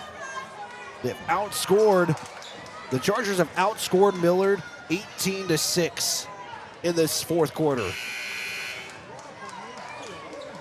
And they only have a 1-point lead. 2 seconds, though, on the shot clock is where we're at. 42.2 left to go. It's going to be Colson to trigger it in. Barber will stand near the midcourt, and now he'll make his way to the elbow. Coach White, hands on the knees, anticipating this play. Colson to trigger it in. Looks, gives it off to Miles, has to throw up the shot. It's going to be rebounded by Colson. Volkenhagen puts up the shot, and they're going to wave off the shot on a shot clock violation. Wow, they reset the shot clock. It never hit the rim. That's the issue, is it never hit the rim. So you would have to think that the shot clock shouldn't have reset because it didn't hit the basket. And Coach White is not thrilled. Just from this vantage point, I have to say I think the officials got it right. As far as it didn't hit the iron. Volkenhagen did put it up, but they are not going to count the bucket due to the shot clock violation. Shot clock still on. Separated by 3. Here we go. Hunter gives it off. Russell. Shot blocked there by Cooper Volkenhagen. And Yackley has it. Still a foul to give for the Rustlers. Biggest play, and it's going to be a foul with 22 seconds left to go.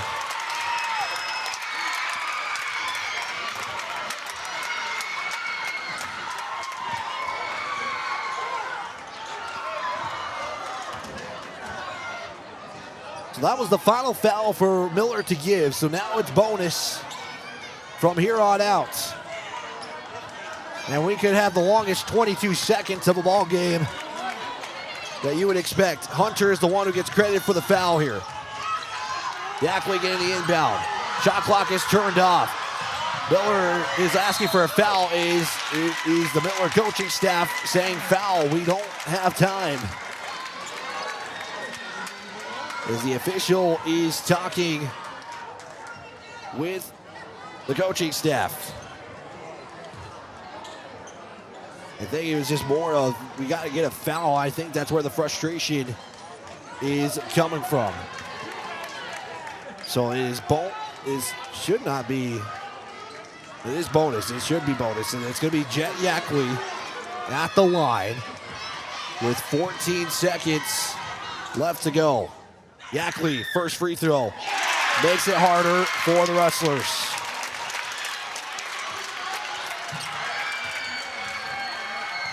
Yackley with 25. 59, 57. Second free throw is good. It's a three-point game. Timeouts. And the Charger faithful is standing up. Full timeouts. And it's still not over yet. Now it's Miller's chance to make chaos. Falkenhagen did it just a moment ago with the block shots. The play of the game right now to give the Chargers an opportunity to steal one against Miller. Chargers have not lost a home game in 16 games. They are trying to make it 17 here tonight. And if that is how it's going to be, that is a way to earn your 17th win of the season. So Miller is going to come out. They are not utilizing the full 60 seconds. The Chargers, though, have. And now you're getting more conversation from the Miller coaching staff and head coach Dustin Lakey. Barber, Miles, Colson, Yackley, and Falkenhagen. Gonna have the longest 14 seconds of defense of the season. Here we go, final 14 seconds. It's gonna be poked away by Barber. He gets the steal, and timeout taken by head coach Brian White as he is jumping for a timeout. And what a sequence from the Sully Buttes Chargers. A block shot, two made free throws, and a steal by Bretton Barber. As Coach White is getting the timeout, they just got to reset here and basically inbound it. They're most likely going to foul if they get the inbound. Game of the year for Sully Buttes boys. As Coach White is asking what the situation is. I think they're figuring out the possession there. I think Coach White is asking for everything. I think he's trying to get as much information as he can and just figure out what they should do here. The most important thing is to get the inbound. If you're Sully Buttes, if you go to the line, you go to the line. And now they have switched the arrow back to the Chargers. So now there's more confusion and more conversation from the Miller coaching staff and the officials. And it's just like, just figuring everything out. Is Scott Sefter is also at the scorer's table, assistant coach for the Chargers.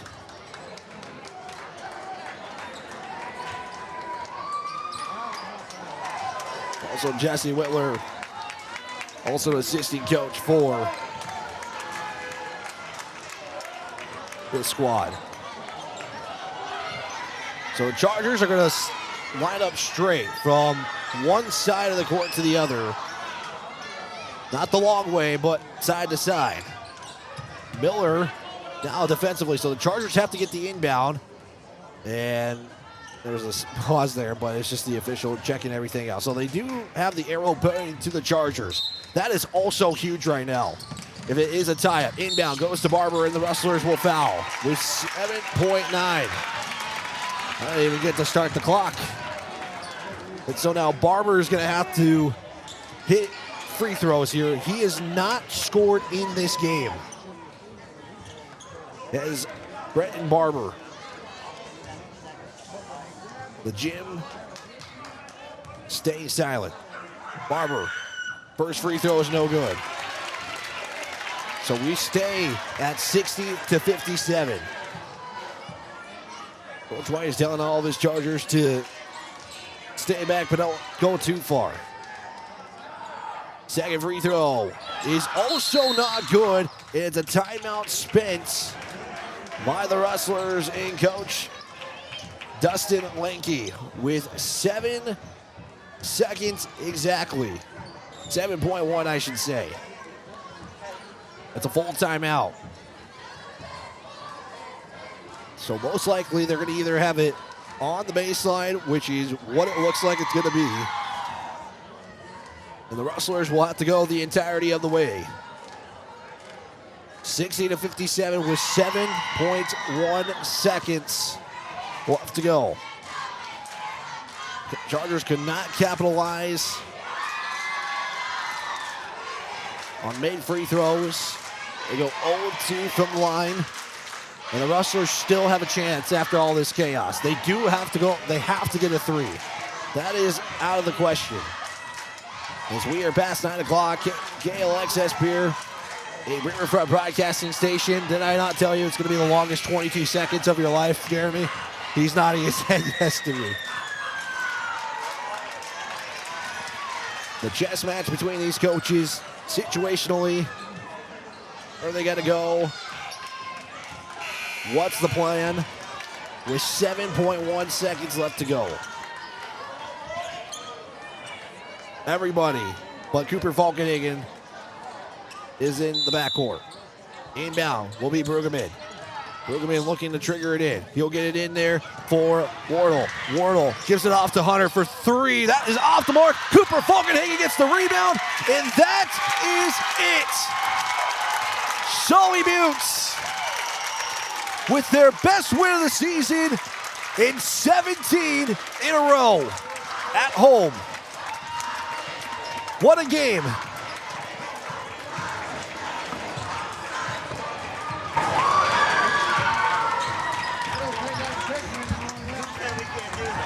One of the best wins and one of the best games of the season. Ends in dramatic fashion, and the Chargers had all the breaks go to them when they needed it. No fouls, besides the obvious fouls. Big thanks to Jeremy once again on the camera, as we are going to take a 2-minute timeout. We have a long post-game show coming up here, and I say long, but just recapping this entire thing. We'll step aside, and we'll be back here on KLXS Pier Country 95.3, a Riverfront Broadcasting Station. We're back in 2 minutes. Before or after the game, get together with friends at the Blue Goose in Oneida. The Blue Goose has a relaxing atmosphere, and it's a great place to talk about the game.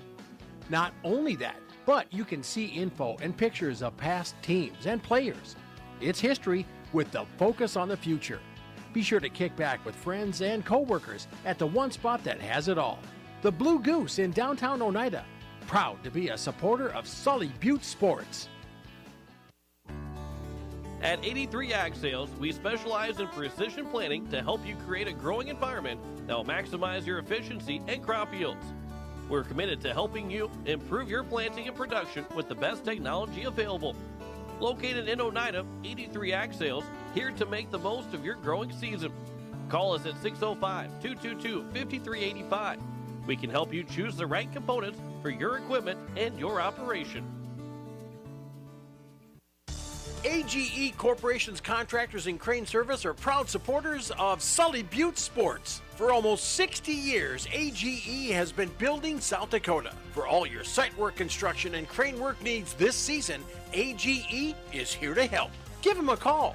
AGE Corporation and Crane Service, 223-2732. That number again, 223-2732. AGE, proud to support local sports. At AgTegra, we're leveraging the power of the cooperative to benefit our farmers and ranchers, their families, and local communities. We're creating jobs for your neighbors and putting money back into our communities. We're lending a hand in our rural fire departments, food banks, and 4-H and FFA programs. That's what local is all about. When you do business at AgTegra, you help us make a difference in your community. AgTegra, strong, stable, dependable, and local.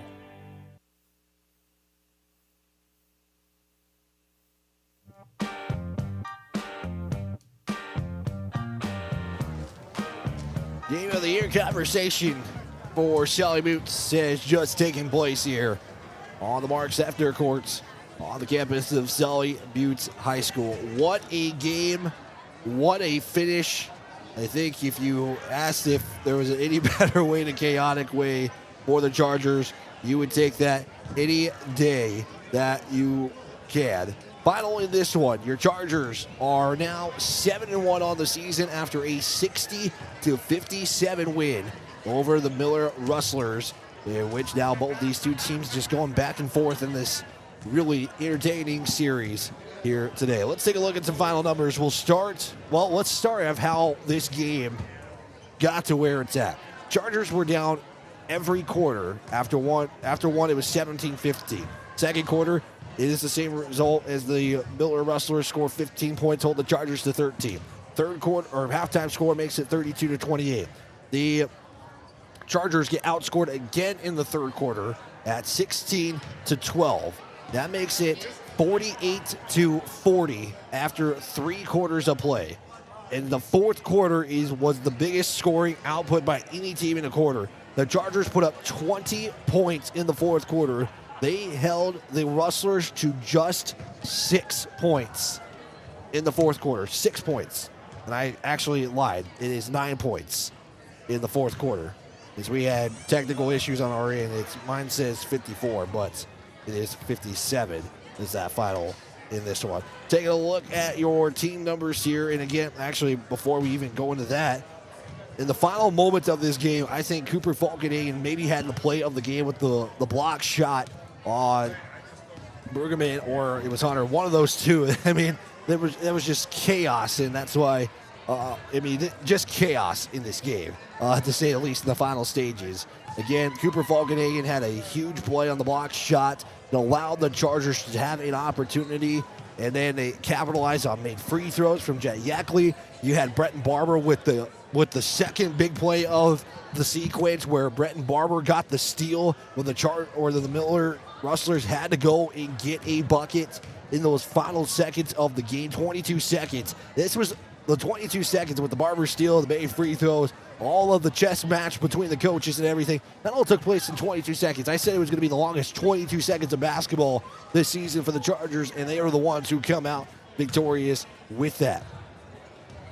Final individual or final team statistics. I finished with 6 lead changes and 3 ties in the ball game. The Miller Rustlers would turn it over 16 times. Chargers, I had them finishing with 10 turnovers in the contest. Overall, shooting-wise, the Rustlers would shoot 44% from the field, 20 of 44 from the field. They would finish with 3 of 12 from three-point land and 4 of 24 from the charity stripe.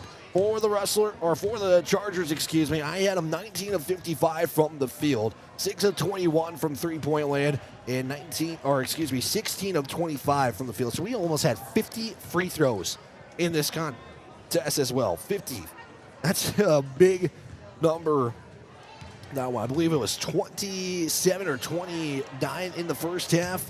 If I'm not mistaken, I'm just taking a look here at free throws in the second half. The Chargers would shoot, in that second half, free throws. They would shoot 4 of 4. They would go 4 of 4 from the line in the third quarter. They would go 5 of 9 in the fourth. So the Chargers had 14 free throws.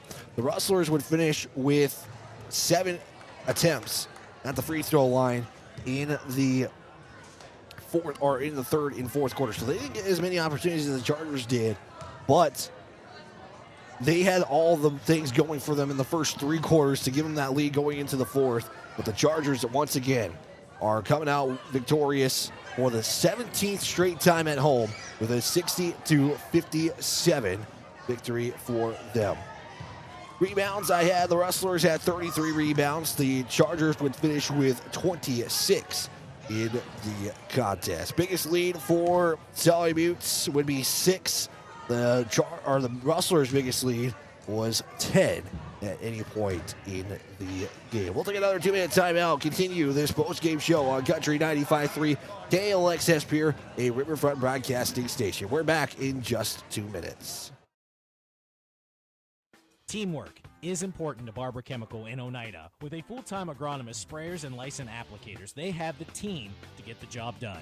Their fully stocked warehouse will always have the latest products and technology available. Service, quality, and efficiency. That's the game plan at Barber Chemical.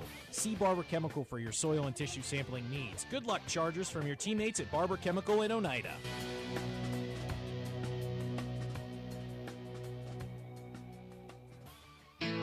As community bankers, BankWest employees are deeply committed to supporting local causes, growing the local economy, and creating local opportunities. At a time when you can bank anywhere, we hope you choose Bank West. We'll be your financial partner for the long haul, helping you and your community achieve financial success. Bank West. Convenient, connected, committed. Member FDIC. At Ringneck Energy, our mission is to produce renewable energy that adds value to grain and livestock production, enhances the income of our investor partners, and provide a safe, rewarding work environment. Ringneck Energy, located at 901 Redwood Avenue in Oneida. Call 605-945-6900 and check out our website, www.ringneckenergy.com. Ringneck Energy in Oneida, creating economic opportunities in our community. Koenig of Oneida, Pierre, and Winter has provided our services to growers of South Dakota for over 50 years. We focus on providing our customers with the products, services, and attention to detail that each farmer needs to succeed. For your individual needs of custom spraying, liquid or dry fertilizer, chemical, soil sampling, seed sales, and treating, stop in and see us at Koenig with offices located in Oneida, Pierre, and Winter.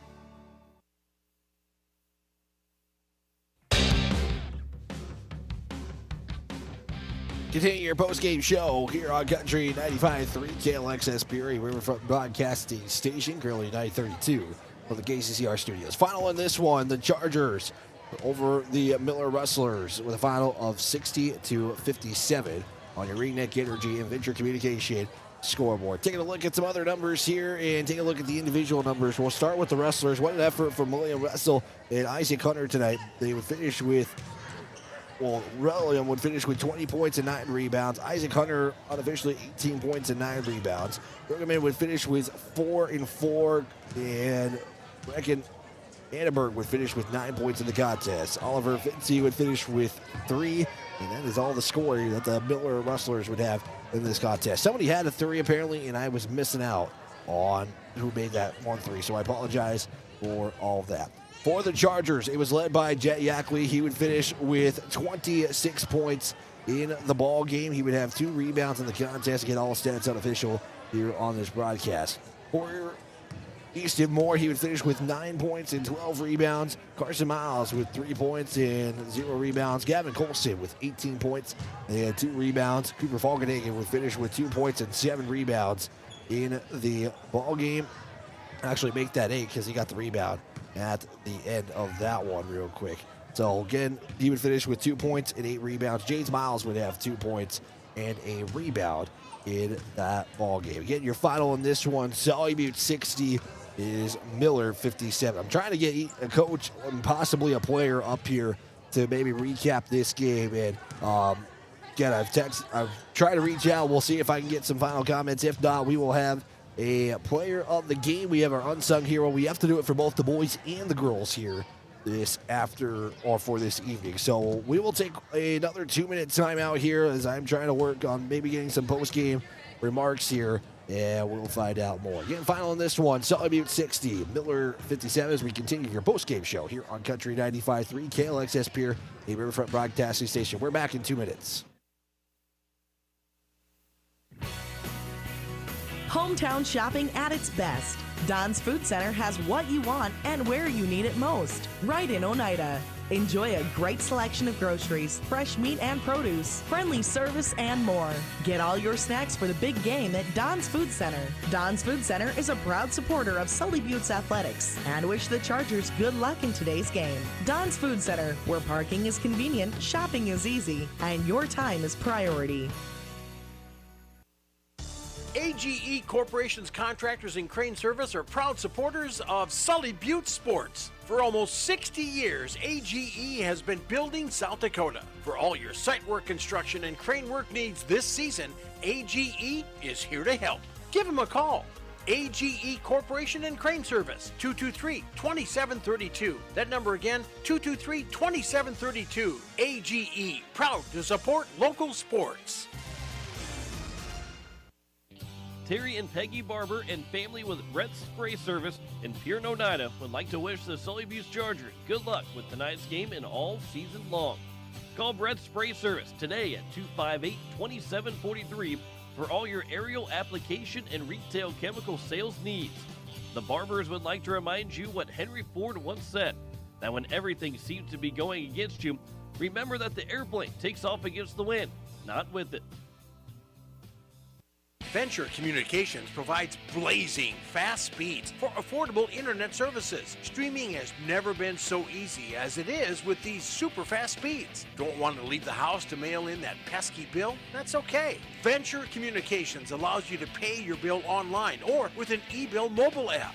They have local support to help with all of your needs. Contact Venture Communications at 605-852-2224 or visit our website at venturecom.net.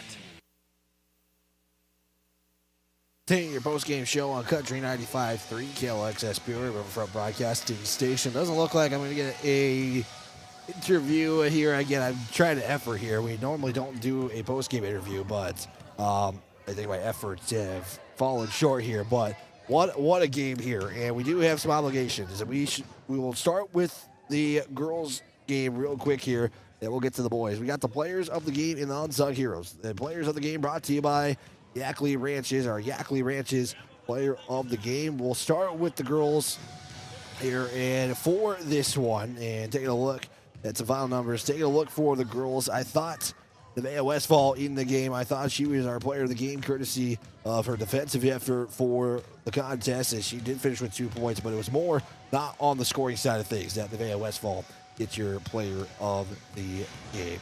For your unsung hero, brought to you by Colson Farms. You might not have heard me say this name a lot, but that's what makes the team better. You may not have heard me say their name, but the unsung hero goes out about their own way to make sure to make a difference in the game. Colson Farms also works with their friends and neighbors to make sure everyone is successful. How about Brooklyn Bernie as well tonight here? I mean, again, the points were tough for the Sully Buttes girls, but I thought Brooklyn Bernie is your unsung hero of the game. Taking a look now for your boys. It's your Yackley Ranches player of the game. The play of the game, the player who made the play of the game. How about Cooper Falkenhagen, excuse me.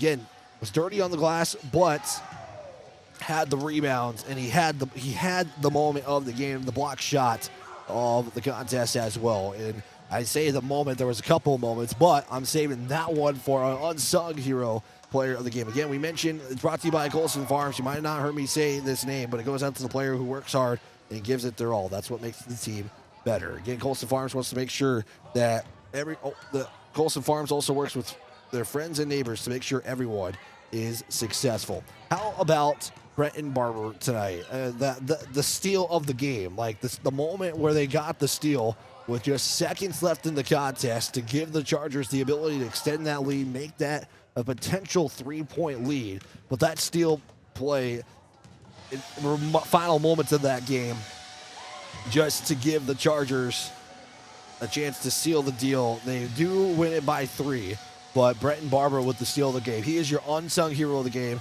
brought to you by Colson Farms. So that is going to do it for us here. So what happens now? Well, enjoy the weekend off, as there is no Sully Buttes basketball this weekend. We'll have resumed coverage on Tuesday. It's a date in Timberlake to take on Timberlake. It's about a 6:30 start. The boys will follow after that. We'll have that coverage for you here on Country 95.3 KLXS Pure, a Riverfront broadcasting station. Big thanks to Jeremy and Peggy again today for their help on the camera. Thanks to Jen back in the studio.